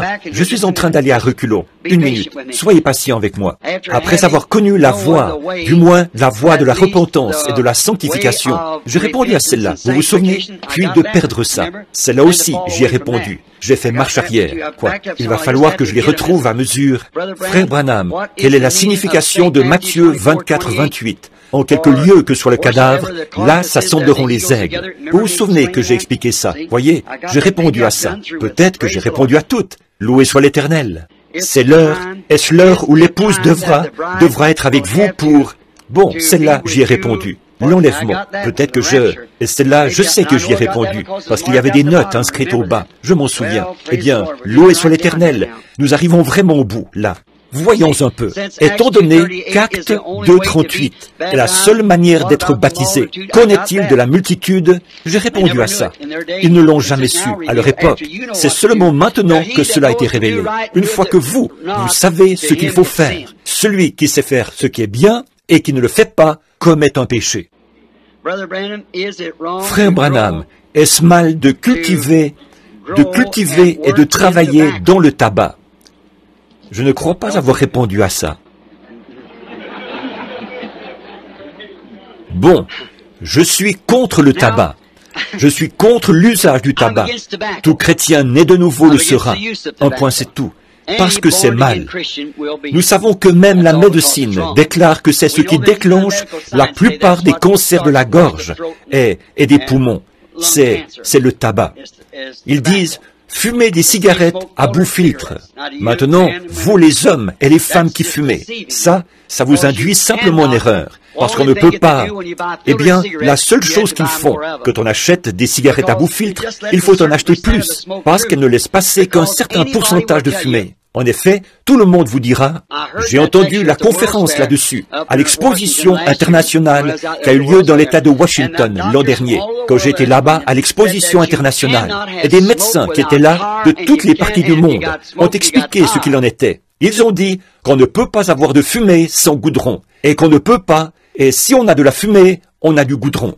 Et ils ont dit que personne ne vous trompe au sujet des cigarettes à bout filtre, car alors que vous en auriez fumé une des autres, pour satisfaire le désir que vous avez pour les cigarettes, vous en fumerez 2 ou 3 de celles-là. C'est seulement un bobard public, un bobard publicitaire à la radio et à la télévision.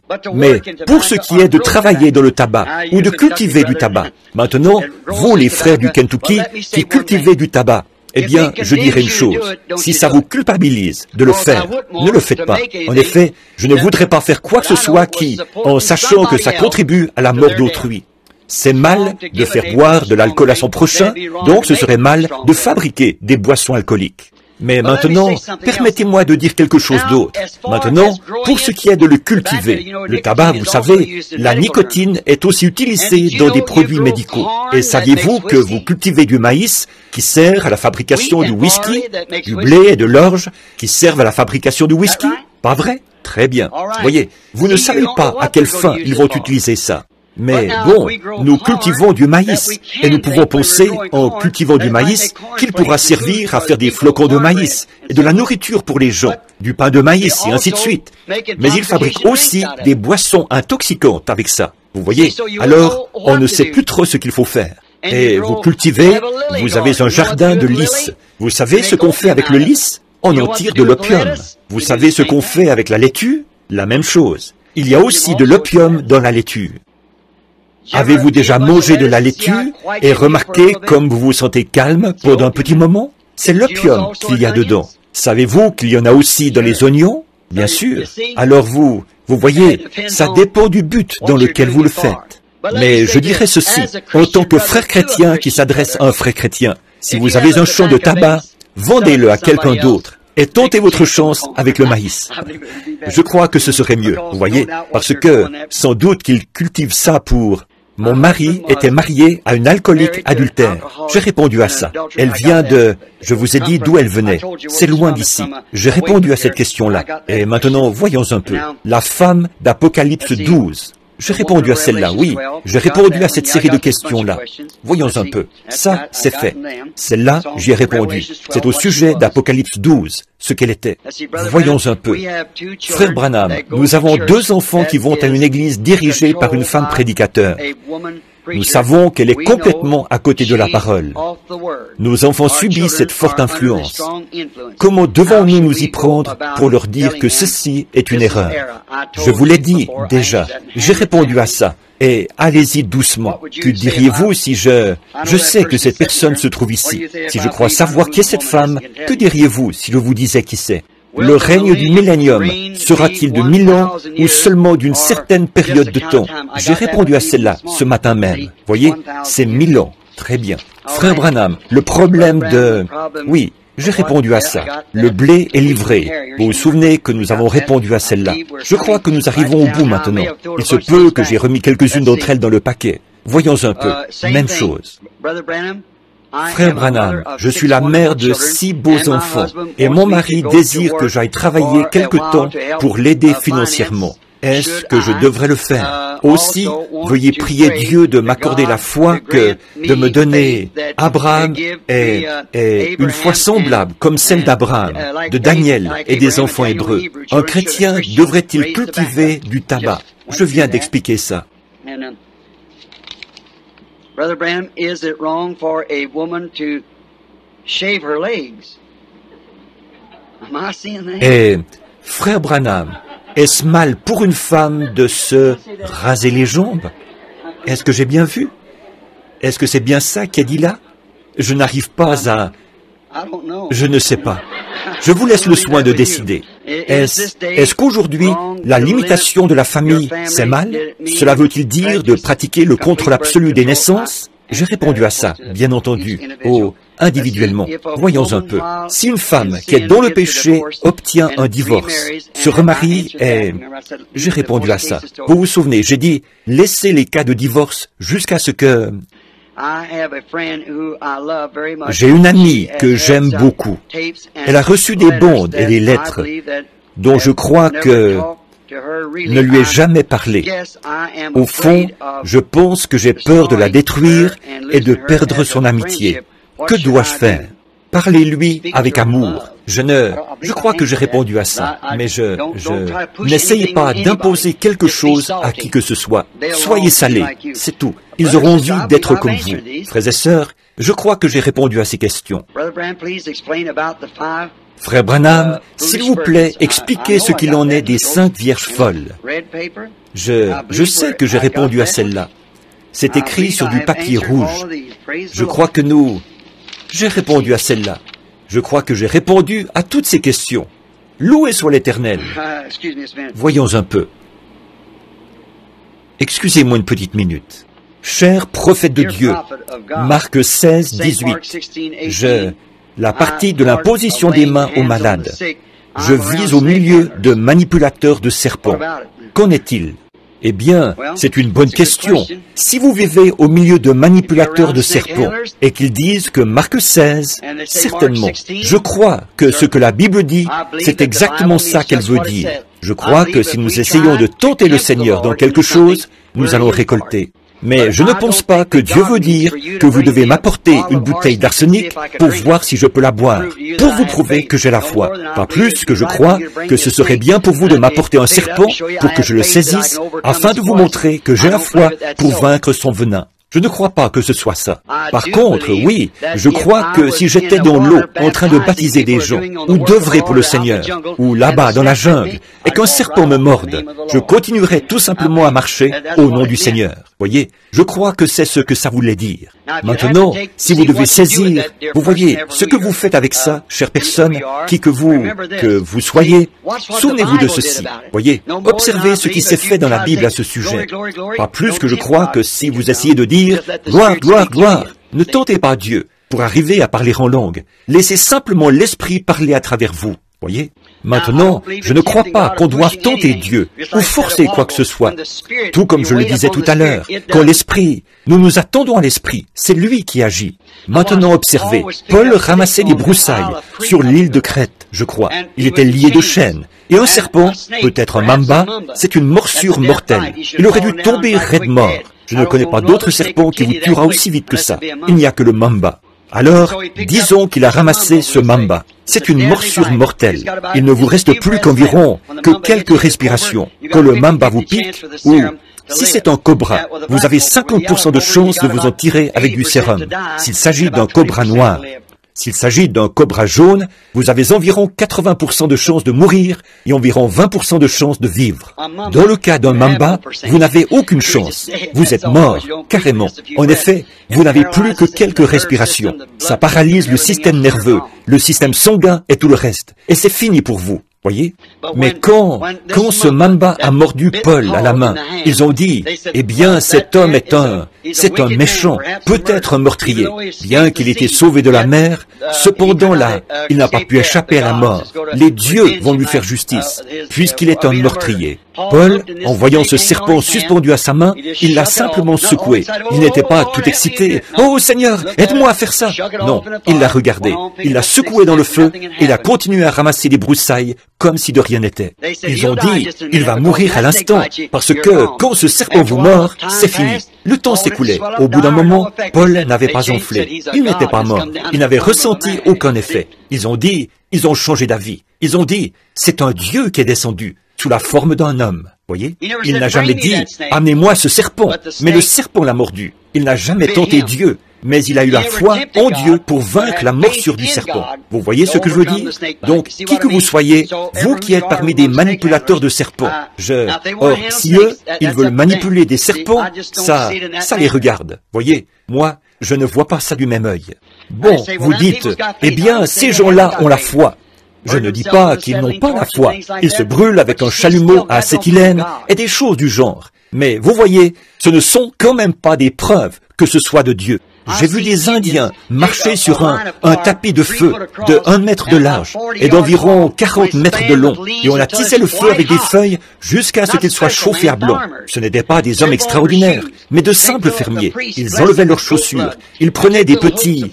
Les prêtres les bénissaient en les aspergeant de sang de bouc. Et ils prenaient des petits crochets, comme des hameçons, et ils se plantaient ça dans la peau au-dessus de leur bouche, jusqu'à ce que ce soit vraiment moche. Des boules toutes remplies d'eau, semblables à des petites boules de sapin de Noël, comme ça, des ornements, toutes remplies, et ces grands hameçons longs comme ça, qui s'enfonçaient dans la chair. Vous pouvez vous imaginer un peu ce que c'est de les mettre et de les enlever. Et ils se tenaient là et marchaient sur ce feu vif, en le traversant jusqu'au bout. Et c'était bien chauffé à blanc, plus que rouge, chauffé à blanc. Ils traversaient tout ce feu, faisaient demi-tour et refaisaient ce chemin à l'envers, sans avoir la moindre brûlure aux pieds. Et ils ne croient même pas en notre Dieu. Leur culte, c'est le culte des démons. Voyez, donc ça ne veut rien dire ça. Restez simplement éloigné. Soyez simplement un chrétien très gentil, très humble. Menez la vie qu'il faut et Dieu s'occupera du reste. Frère Branham, que vont prêcher les prédicateurs qui ne font pas partie de l'épouse? Ceux qui prêchent en ce moment le Saint-Esprit, le baptême d'eau et le salut, que prêcheront-ils s'ils ne font pas partie de l'épouse? Eh bien, vous savez ce qui va probablement arriver. Je dis ceci maintenant, je ne peux pas le prouver, mais ils vont simplement continuer à prêcher comme ils le font maintenant. Et les gens vont continuer en pensant qu'ils reçoivent le salut, mais l'épouse sera déjà partie. Est-ce bien, selon la parole, de pratiquer le contrôle des naissances? Je vous ai dit que je répondrai à ça en privé. Vous qui avez ces questions, venez me voir en privé. Cher frère Branham, nous avons un enseignant dont vous savez que l'Écriture dit...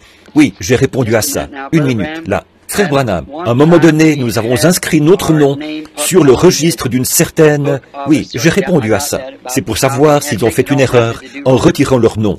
Qu'est-ce que... Approuveriez-vous le contrôle des naissances? Non, je ne peux pas l'approuver. Non, monsieur, voyez, est-ce que le septième ange, tel que mentionné dans Apocalypse 10, est la même personne que l'Élie de Malachie 4? Est-ce que j'ai répondu à ça? Il me semble que je n'y ai pas répondu. Oui, c'est la même personne. Apocalypse 10 est le message du septième ange, le septième ange, messager du septième âge de l'Église, qui est Malachie 4. Est-ce que le contrôle des naissances?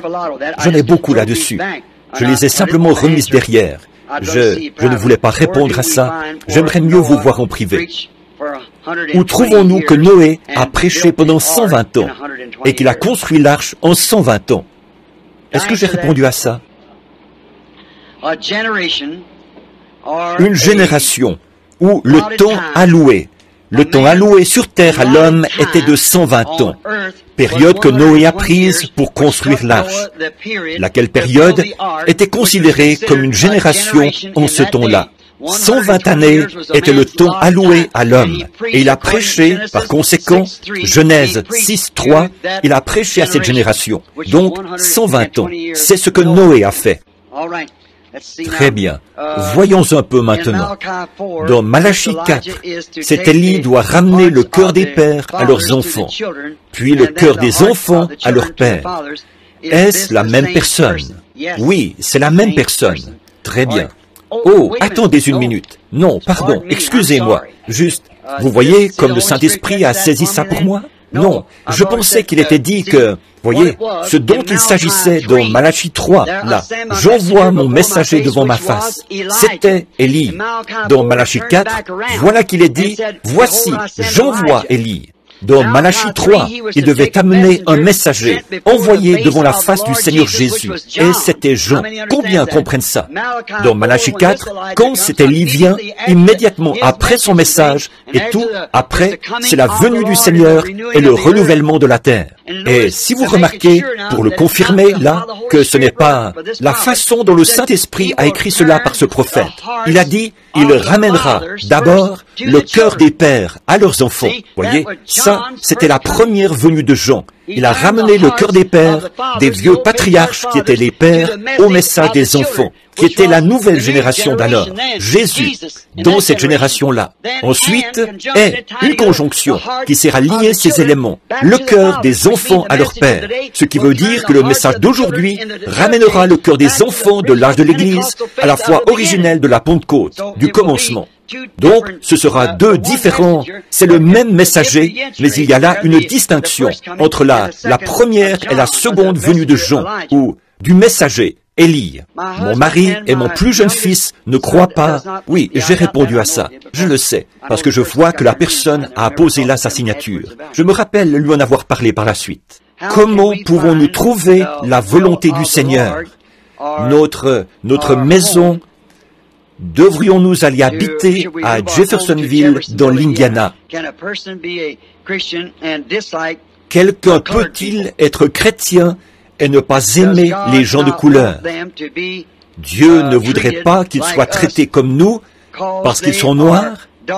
Qu'est-ce que vous suggérez là-dessus?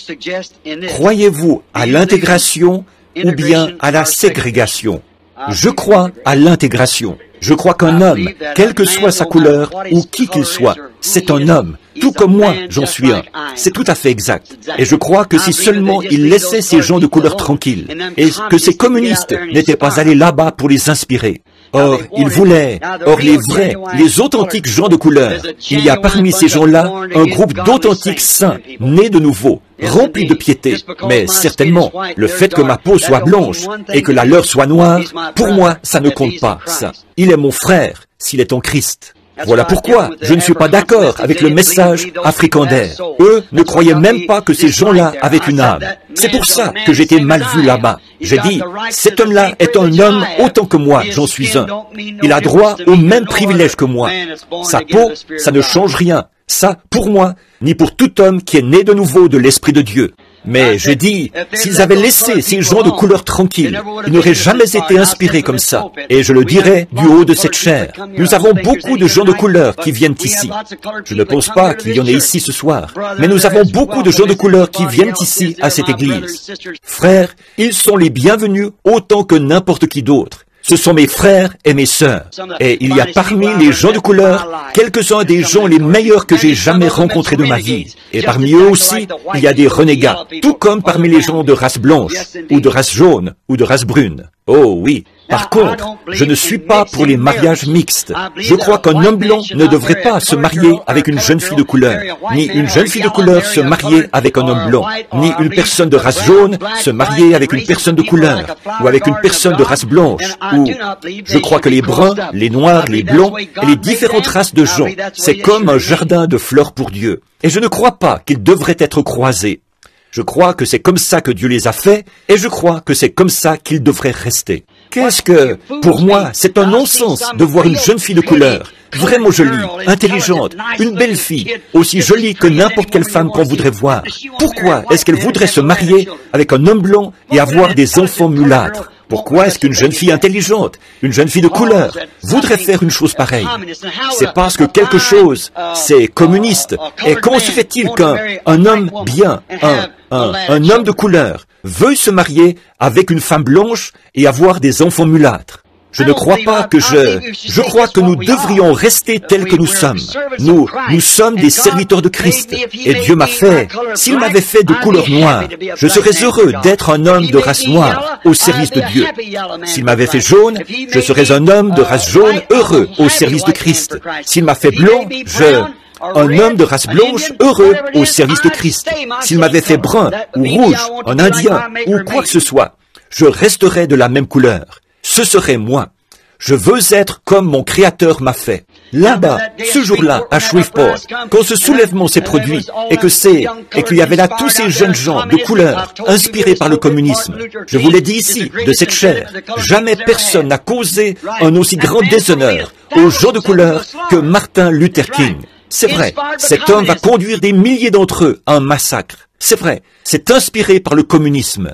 Je vais vous prouver ce que j'avance. J'avais dit ça il y a environ 2 ans. Regardez ce qui est en train de se produire en ce moment. Ils ont dit qu'ils luttaient pour l'intégration. Et quand la loi leur a accordé l'intégration, et vous, qui n'êtes pas pour l'intégration, vous devriez avoir honte. Notre nation permet l'intégration, et nous devrions faire ce que le grand patron dit de faire. C'est tout à fait exact. Et maintenant, vous dites de ne pas entrer dans certains endroits, et ainsi de suite, ou dans certains magasins, ou de devoir s'asseoir à l'arrière de l'autobus, et tout ça. Non, monsieur, la loi dit qu'ils sont pareils à nous, donc nous sommes pareils à eux, donc agissons en conséquence. Montrons-le par notre manière d'être. Et c'est exactement ce que croient tous ceux qui sont véritablement nés de nouveau. C'est ça, je crois, qu'il y a dans leur cœur. Je n'ai jamais eu autant de compassion pour des gens comme j'en ai pour ces pauvres gens de l'Afrique, à cause de la façon dont ils ont été traités. Et je ne crois pas à ce genre de choses-là. Je suis du Sud, je suis né là-bas, de l'autre côté de la rivière, mais je suis comme Abraham Lincoln. Je suis venu ici parce que je crois que les hommes sont nés égaux. C'est vrai. Je ne crois pas qu'on doive séparer les gens et ce genre de choses-là, alors que ces gens baptisés du Saint-Esprit et tout. Mais regardez, c'est vrai, ces authentiques gens de couleur, qui sont des chrétiens nés de nouveau, ce n'est pas eux qui causent tous ces ennuis. Vous voulez les condamner pour ça. Mais que dire de certains de nos jeunes renégats de race blanche? Voyez, maintenant, ce qui est bon pour l'un l'est aussi pour l'autre. Voyons donc, nos jeunes de race blanche causent 2 fois plus d'ennuis qu'eux. C'est tout à fait exact. Où est-ce que ça se passe? Dans nos universités et établissements de ce genre. Quelques-uns de nos gens les plus instruits sont à l'origine de ces choses. Voyez? Eh bien, qu'est-ce que c'est? Maintenant, pour vous montrer que c'est le communisme, et non pas ces gens de couleur. C'est toujours de cette façon-là que le communisme s'est introduit pour prendre le contrôle. Ils font ça dans chaque nation. C'est comme ça qu'ils s'y prennent. Ils vous amènent à vous battre les uns contre les autres. Une révolution. Puis, ils s'emparent du pouvoir sans qu'il y ait un seul coup de feu. Ils ne veulent pas faire sauter ce pays. Ils le veulent pour eux. Ils peuvent s'y infiltrer. Et maintenant, ils ont vu une circonstance qui s'y prêtait bien. Ils savent ce qu'a été la vieille révolution. Alors, ils ont eu l'idée de commencer une autre révolution. Pour vous prouver que ce que j'avance, c'est bien évident. Après qu'ils ont eu l'intégration, maintenant ils l'ont, par des moyens légaux, légalement. Maintenant, ils causent plus d'ennuis qu'ils en ont causé au départ. Voyez, ça montre que c'est le communisme, et non pas ces précieuses âmes qui sont nées de l'Esprit de Dieu. Est-ce que nous pouvons encore brûler d'ardeur et prêcher l'Évangile? Ou est-ce que ce temps est terminé? Non, continuez à prêcher de toutes vos forces. Frères, ne lâchez pas, je vous donne mon appui.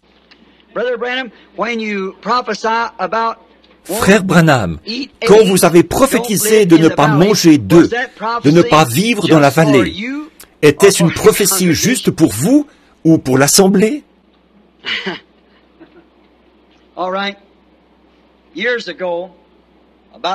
Très bien. Il y a des années, une trentaine d'années, j'ai donné une prophétie où il était dit que dans les derniers jours, il y aurait des maladies parmi les animaux, parmi le bétail, et que les œufs, même les œufs, seraient affectés, et qu'il y aurait des œufs qui ne seraient pas bons à manger, et aussi que les gens qui vivent dans les vallées. Or, souvenez-vous, j'ai prophétisé ça il y a très longtemps, il y a 30 ans déjà, disant qu'il viendrait un temps où les gens qui vivent dans les vallées, que j'allais demander aux chrétiens qui vivaient dans les vallées de déménager et de ne pas manger certaines viandes et des choses comme ça, qui seraient toxiques, que ce serait dangereux. Je crois que c'est comme ça que je l'avais prophétisé, pour les gens de vivre dans les vallées. Or ça, c'était avant qu'il y ait des retombées radioactives, ou qu'on sache quoi que ce soit au sujet des retombées radioactives. Mais c'était le Saint-Esprit qui m'avertissait. Et aujourd'hui, même notre bétail, vous voyez qu'on en a retiré du marché, il est vaporisé de DDT, ce qui a introduit quelque chose dans les vaches. Remarquez encore, toute cette affaire d'hybridation et toutes ces choses qu'ils font, c'est carrément en train de faire dégénérer la race humaine. 30%, 20 ou 30%, a dit le Reader's Digest, des patients de l'hôpital se retrouvent là à cause des médecins. Ils vont vous donner un médicament pour vous débarrasser d'une certaine chose, et ça va causer quelque chose d'autre ailleurs.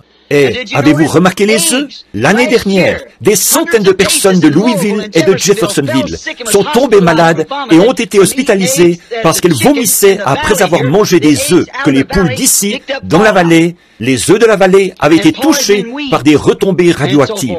Ça empoisonne l'herbe et tout le reste. Tout est contaminé. Mais voici où se trouve la réponse, mon frère. Je crois de tout mon cœur qu'il est écrit dans l'Écriture qu'aucun aliment ne devrait être pris sans action de grâce, car il est sanctifié par la parole de Dieu et par la prière. Voyez? Si vous en mangez, dites, « Seigneur Jésus, tu as préparé cette nourriture pour moi. Maintenant, c'est avec foi que je sanctifie cette nourriture pour qu'elle fortifie nos corps. Ensuite, mangez-la, car tout ce que nous faisons, nous le faisons par la foi. » Cher frère Branham, des motifs pour divorcer d'un mari ivrogne. Je n'aime pas parler de ça, du divorce. Je vais en parler un peu plus tard.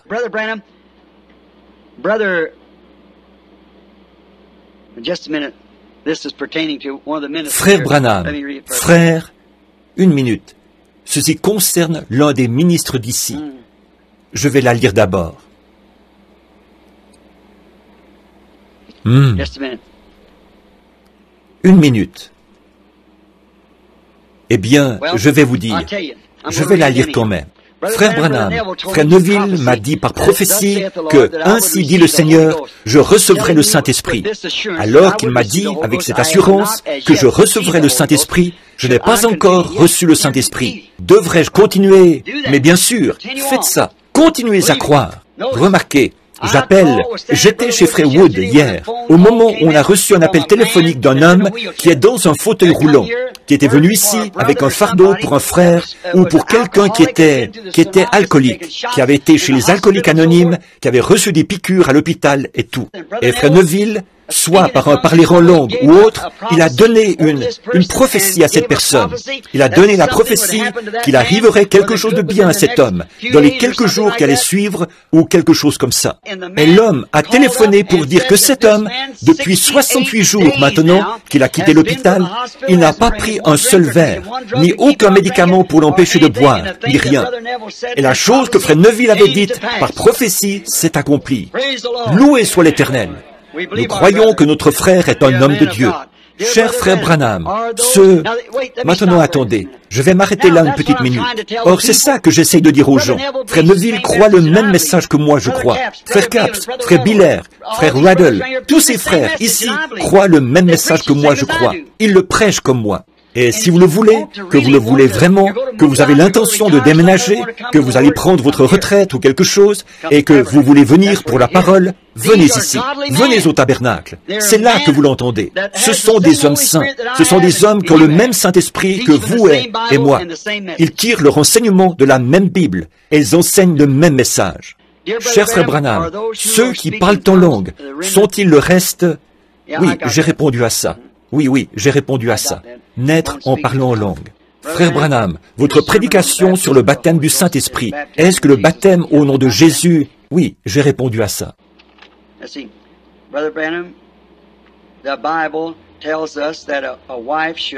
Voyons un peu.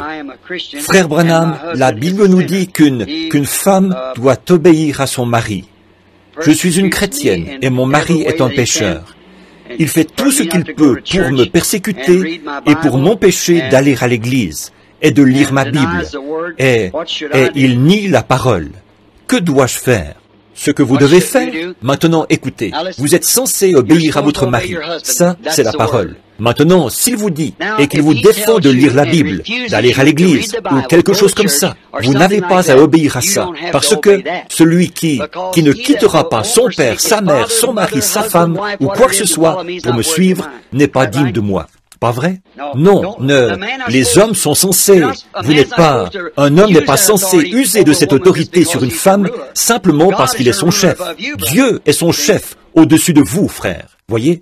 Et si votre femme fait quelque chose de mal, alors vous avez le droit de le lui dire, et elle est censée vous écouter. Mais vous n'avez pas le droit de la battre, de la harceler ou de faire ces choses-là. Non, Dieu a donné à l'homme une aide, pas un paillasson. Souvenez-vous, elle a été votre petite chérie. Elle devrait toujours le rester. Quand et où le peuple de Dieu se rassemblera-t-il pour la parole de la fin? En Christ. Eh oui, pour le dernier jour, ils se rassembleront en Christ. Ne l'oubliez pas maintenant. Nous avons un lieu de rassemblement. Nous l'avons parfaitement. On nous appelle, maintenant voici la question de l'autre jour, on nous appelle des oiseaux impurs, parce que nous allons à l'église de Junior Jackson. Parfois, parce que nous sommes avec ils n'observent pas les nouveaux règlements de l'église, établis ici à l'église. Sommes-nous en dehors de la volonté parfaite de Dieu en allant là de temps en temps? Non, monsieur. Je crois que Junior Jackson est un homme de Dieu. Je l'ai déjà expliqué. Je crois... Bon, nous ne sommes pas d'accord sur l'ordre de l'Église. Maintenant, je crois que Junior, eh bien, combien connaissent Junior Jackson? Eh bien, nous savons que c'est un homme saint. Il croit ce message, tout comme moi. Et il croit ces choses. Franchement, Junior et moi, nous sommes des copains, comme tous les autres hommes ici. JT et frère Raddle, et frère Jackson, et frère Biller, et tous ces frères-ci. Nous sommes tous ensemble. Maintenant, il se peut que nous ne soyons pas d'accord sur tout, vous voyez. Mais nous croyons ce même message, vous voyez, et nous nous serrons les coudes. Il y a aussi frère Hume, là, qui est missionnaire. Et il y en a tellement que parfois, je n'arrive même pas à tous les nommer. Mais quand même, vous savez que je parle aussi de vous, frère, bien sûr. Vous aimeriez abandonner le métier d'infirmière. J'ai posé celle-là. Vous vous en souvenez? C'est une gentille et chère sœur qui désirait se renseigner au sujet du métier d'infirmière.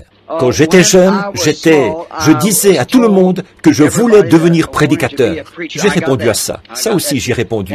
Alors, que doit-il faire à ce sujet aujourd'hui?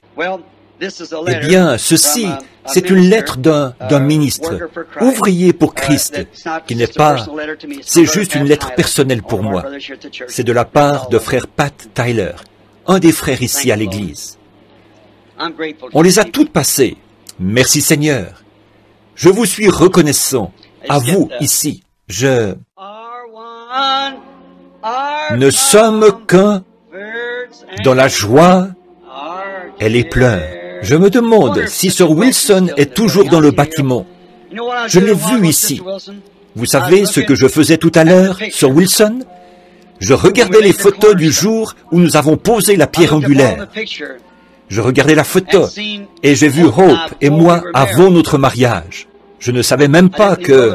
Je me rappelle avoir vu une photo prise après l'un de mes combats, où j'avais remporté un championnat. Je regardais ma photo l'autre soir, prise du temps où j'étais garde-chasse, ici dans l'État de l'Indiana. Et je pense à l'église. Vous savez, je pense qu'il ne reste ici ce soir peut-être pas plus d'une personne de ce groupe. Combien sont ici de ceux qui étaient à l'époque où nous avons posé la pierre angulaire, là, au commencement? Levez la main. Mon frère et Sir Wilson, je veux vous demander quelque chose à tous les deux. Vous souvenez-vous comment nous avons tous commencé? Vous souvenez-vous du vieux sol, quand il était plein de boue? Nous avions de vieilles fenêtres qui branlaient. Nous avions 80 cents pour démarrer ça. C'était plein de mauvaises herbes. Et tout ceci, c'était comme de la forêt, ici derrière nous, quand nous l'avons construit, le tabernacle. Regardez tous ceux d'entre nous qui ont fait leurs vœux et qui ont défilé ici devant l'autel. Nous les avons vus venir et partir, l'un après l'autre. Avez-vous remarqué ceux qui sont restés avec le message, comment ils sont partis? Maintenant, pensez à ceux qui ont abandonné le message, comment eux sont partis. Pensez-y. Nous voici ce soir, après tout ce groupe-là, qui était 3 fois plus nombreux que ce que nous avons maintenant ici, même à nos réunions où il y a le plus de monde. Pensez-y, alors que des autobus scolaires étaient parqués partout dans le voisinage, et d'un bout à l'autre de ce terrain, venant de partout. Et on installait même des tentes pour le surplus de gens. Et encore là, on n'arrivait pas à placer tous les gens qui se rassemblaient ici. Je n'étais qu'un jeune prédicateur. Voyez? Et de ces milliers de gens que nous avons eus, nous ne sommes plus que 3 ici, ce soir. Je me souviens de Sir Wilson, quand on m'avait appelé à son chevet, alors qu'elle se mourait de la tuberculose. Elle faisait une hémorragie, au point que les draps et les tailles d'oreiller avaient été déposés dans le coin, imbibés de sang. Je me souviens que le Saint-Esprit a arrêté le sang. Quelques jours plus tard, je l'ai baptisée dans la rivière Ohio, dans l'eau glacée, au nom de Jésus-Christ. Et je l'ai fait asseoir à l'arrière de ma décapotable, un vieux roadster. Et je l'ai conduite d'Utica, c'est bien ça, n'est-ce pas, Oui, Sir Hope, ma femme, et cette sœur étaient assises sur le siège avant d'un petit roadster. Ma mère et Sir Snelling étaient assises à l'arrière. J'ai leurs photos. Sir Snelling, maman et les autres, Madame Weber, Madame, ma belle-mère, nous tous qui étions là, et Meda, qui n'était qu'une petite fille. Elle était là, et maintenant elle est une femme aux cheveux gris. Je me souviens quand ils ont fait une journée de vente d'insignes pour ramasser nos premiers sous. Et je me souviens que Hope s'était placée au coin de la rue. Elle n'était qu'une jeune fille d'environ 16 ans. Elle vendait comme ceci, en tendant un insigne aux gens. Elle leur donnait un insigne. On pouvait mettre un ivrogne a descendu la rue. Il a dit, « Pardon, mademoiselle. » Il a dit, « Qu'est-ce que vous vendez ?» Elle a dit, « Rien. Alors, je vous donne cet insigne. » Elle a dit, « Il s'agit d'un don pour l'Église. Si vous désirez mettre quelque chose là-dedans comme don, nous essayons de ramasser assez d'argent pour construire un tabernacle dans la ville. » Elle a dit, « Si vous voulez mettre quelque chose, vous pouvez. Mais si... » Il a dit, « Je n'ai rien. » Elle a dit, « Prenez un insigne quand même. » Il l'a pris et il l'a regardé. D'un côté, ça disait, « Où passerez-vous l'éternité ?» Et de l'autre côté, il y avait un point d'interrogation. « Où passerez-vous l'éternité ?» Une question. Il est revenu en titubant. Il regardait ça. Il a dit, « Mademoiselle, vous posez là une sérieuse question. » Elle a dit, « Mais cette question doit être réglée. » C'est vrai. Elle est partie. Elle est de l'autre côté du rideau ce soir. Je me souviens des dernières paroles qu'elle a prononcées. Je me souviens de ce que moi, je lui ai dit. Je m'en souviens. Oui, monsieur. Beaucoup d'eau a coulé sous les ponts depuis. Nous avions l'habitude de nous tenir là. Et même avant que nous ayons une église, nous avions l'habitude de nous tenir debout, de nous tenir par la main en chantant ce cantique. C'est comme si je l'entendais encore. Myrtille n'était qu'un bout de chou à cette époque-là. J'ai une photo du petit Leroy qui se tenait là, debout. Ce n'était qu'un bon bain, quoi.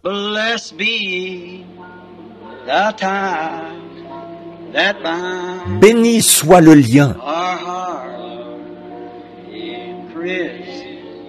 qui nous unit en Christ.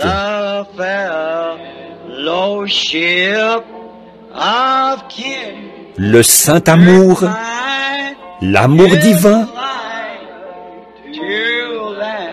que verse en nous l'Esprit. Pendant que nous chantons ça, beaucoup d'entre eux sont là-bas. Ils attendent sa venue. Nous nous séparons.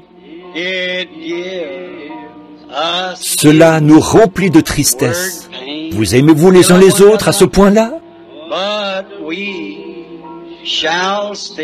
Mais nos cœurs seront toujours unis dans l'espoir de nous revoir. Frère Freeman, vous, c'était tout près de cette époque-là, n'est-ce pas? Je pensais à ça. Je vous ai connu que nous allions chez Frère Roy. Vous vous souvenez des Hadcock? J'ai celle de Kenneth. Comment s'appelait sa sœur? J'ai leur photo.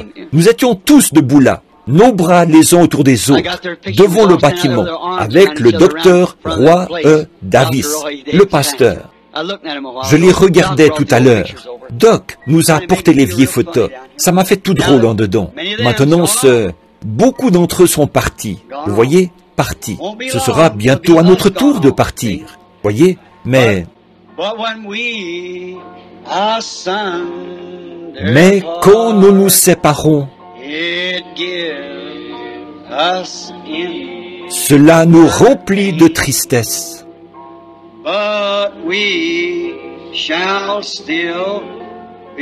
Mais nos cœurs seront toujours unis dans l'espoir de nous revoir.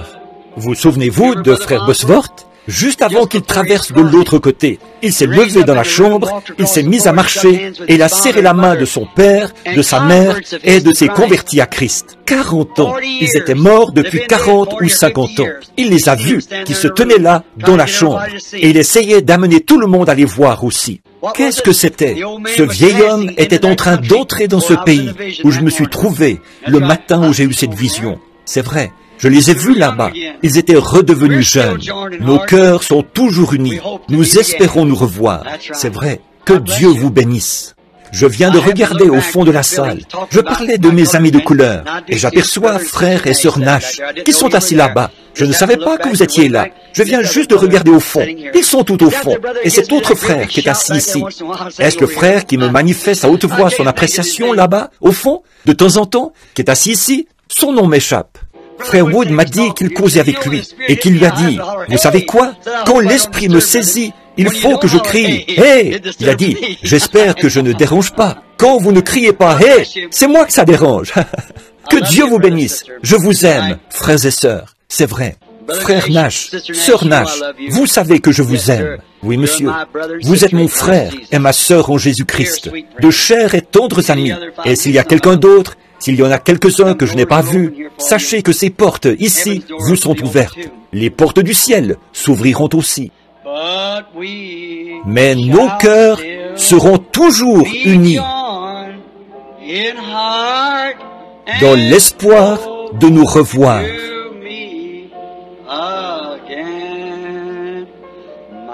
Ma foi regarde à toi maintenant. Chantons-le. Chantons encore une fois. C'est maintenant l'heure de rentrer à la maison.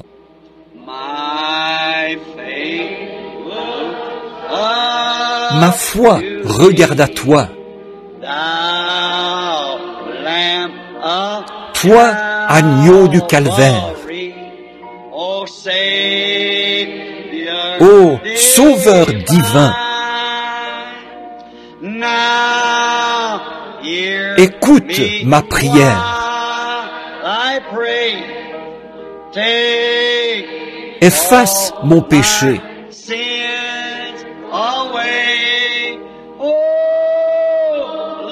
que je sois dès ce jour entier à toi.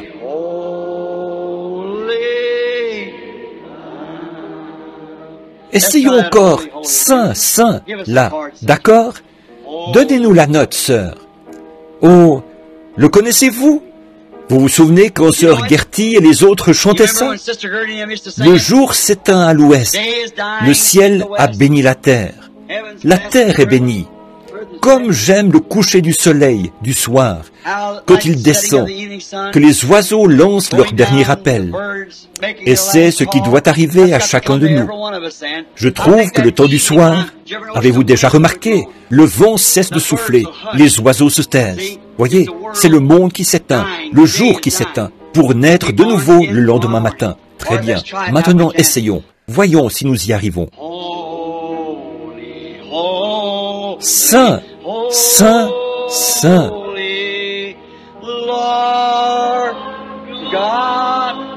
Dieu très puissant. Lis, monte ici une minute. Je crois que je ne le connais pas sur cet air-là. Je vais essayer sans musique. Voyez, voyons si nous pouvons y arriver. Maintenant, je sais, il se peut que je ne le chante pas comme il faut. Voyez, aidez-moi là. Chacun de vous maintenant. Saint, saint, saint.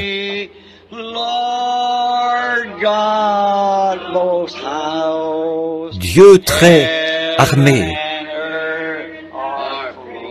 Le ciel et la terre entière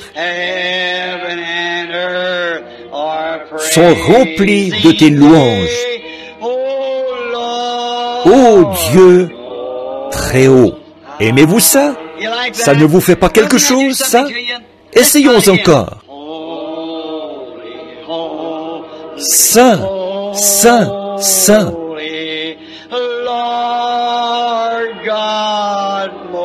Dieu très haut.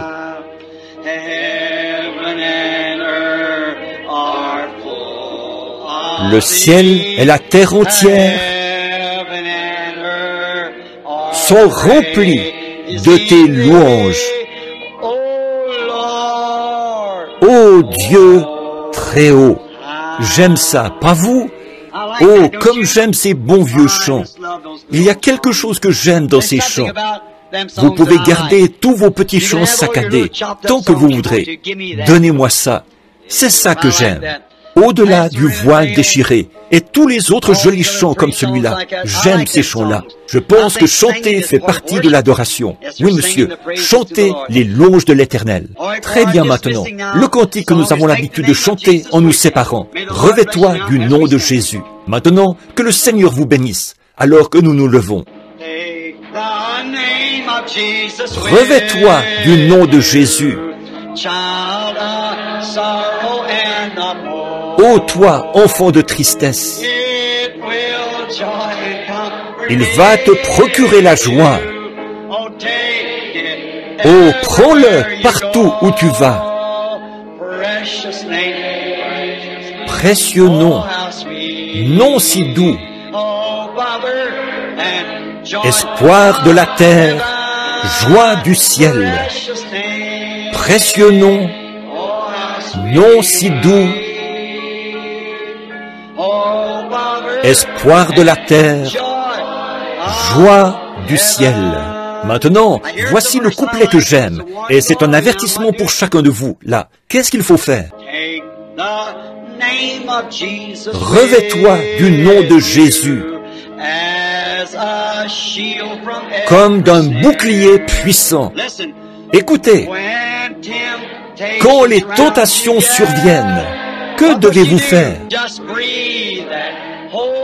Murmure simplement son nom en priant. Précieux nom, nom si doux,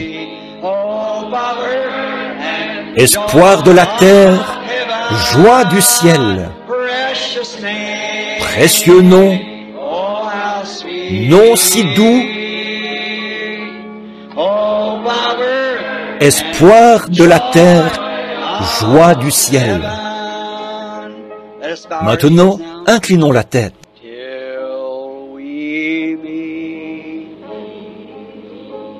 Jusqu'à ce que nous nous revoyions. till we meet. réunis aux pieds de Jésus, Until we meet. jusqu'à ce que nous nous revoyions, jusqu'à ce que nous... Seigneur Jésus, bénis mon cher frère et guéris-le maintenant, au nom de Jésus.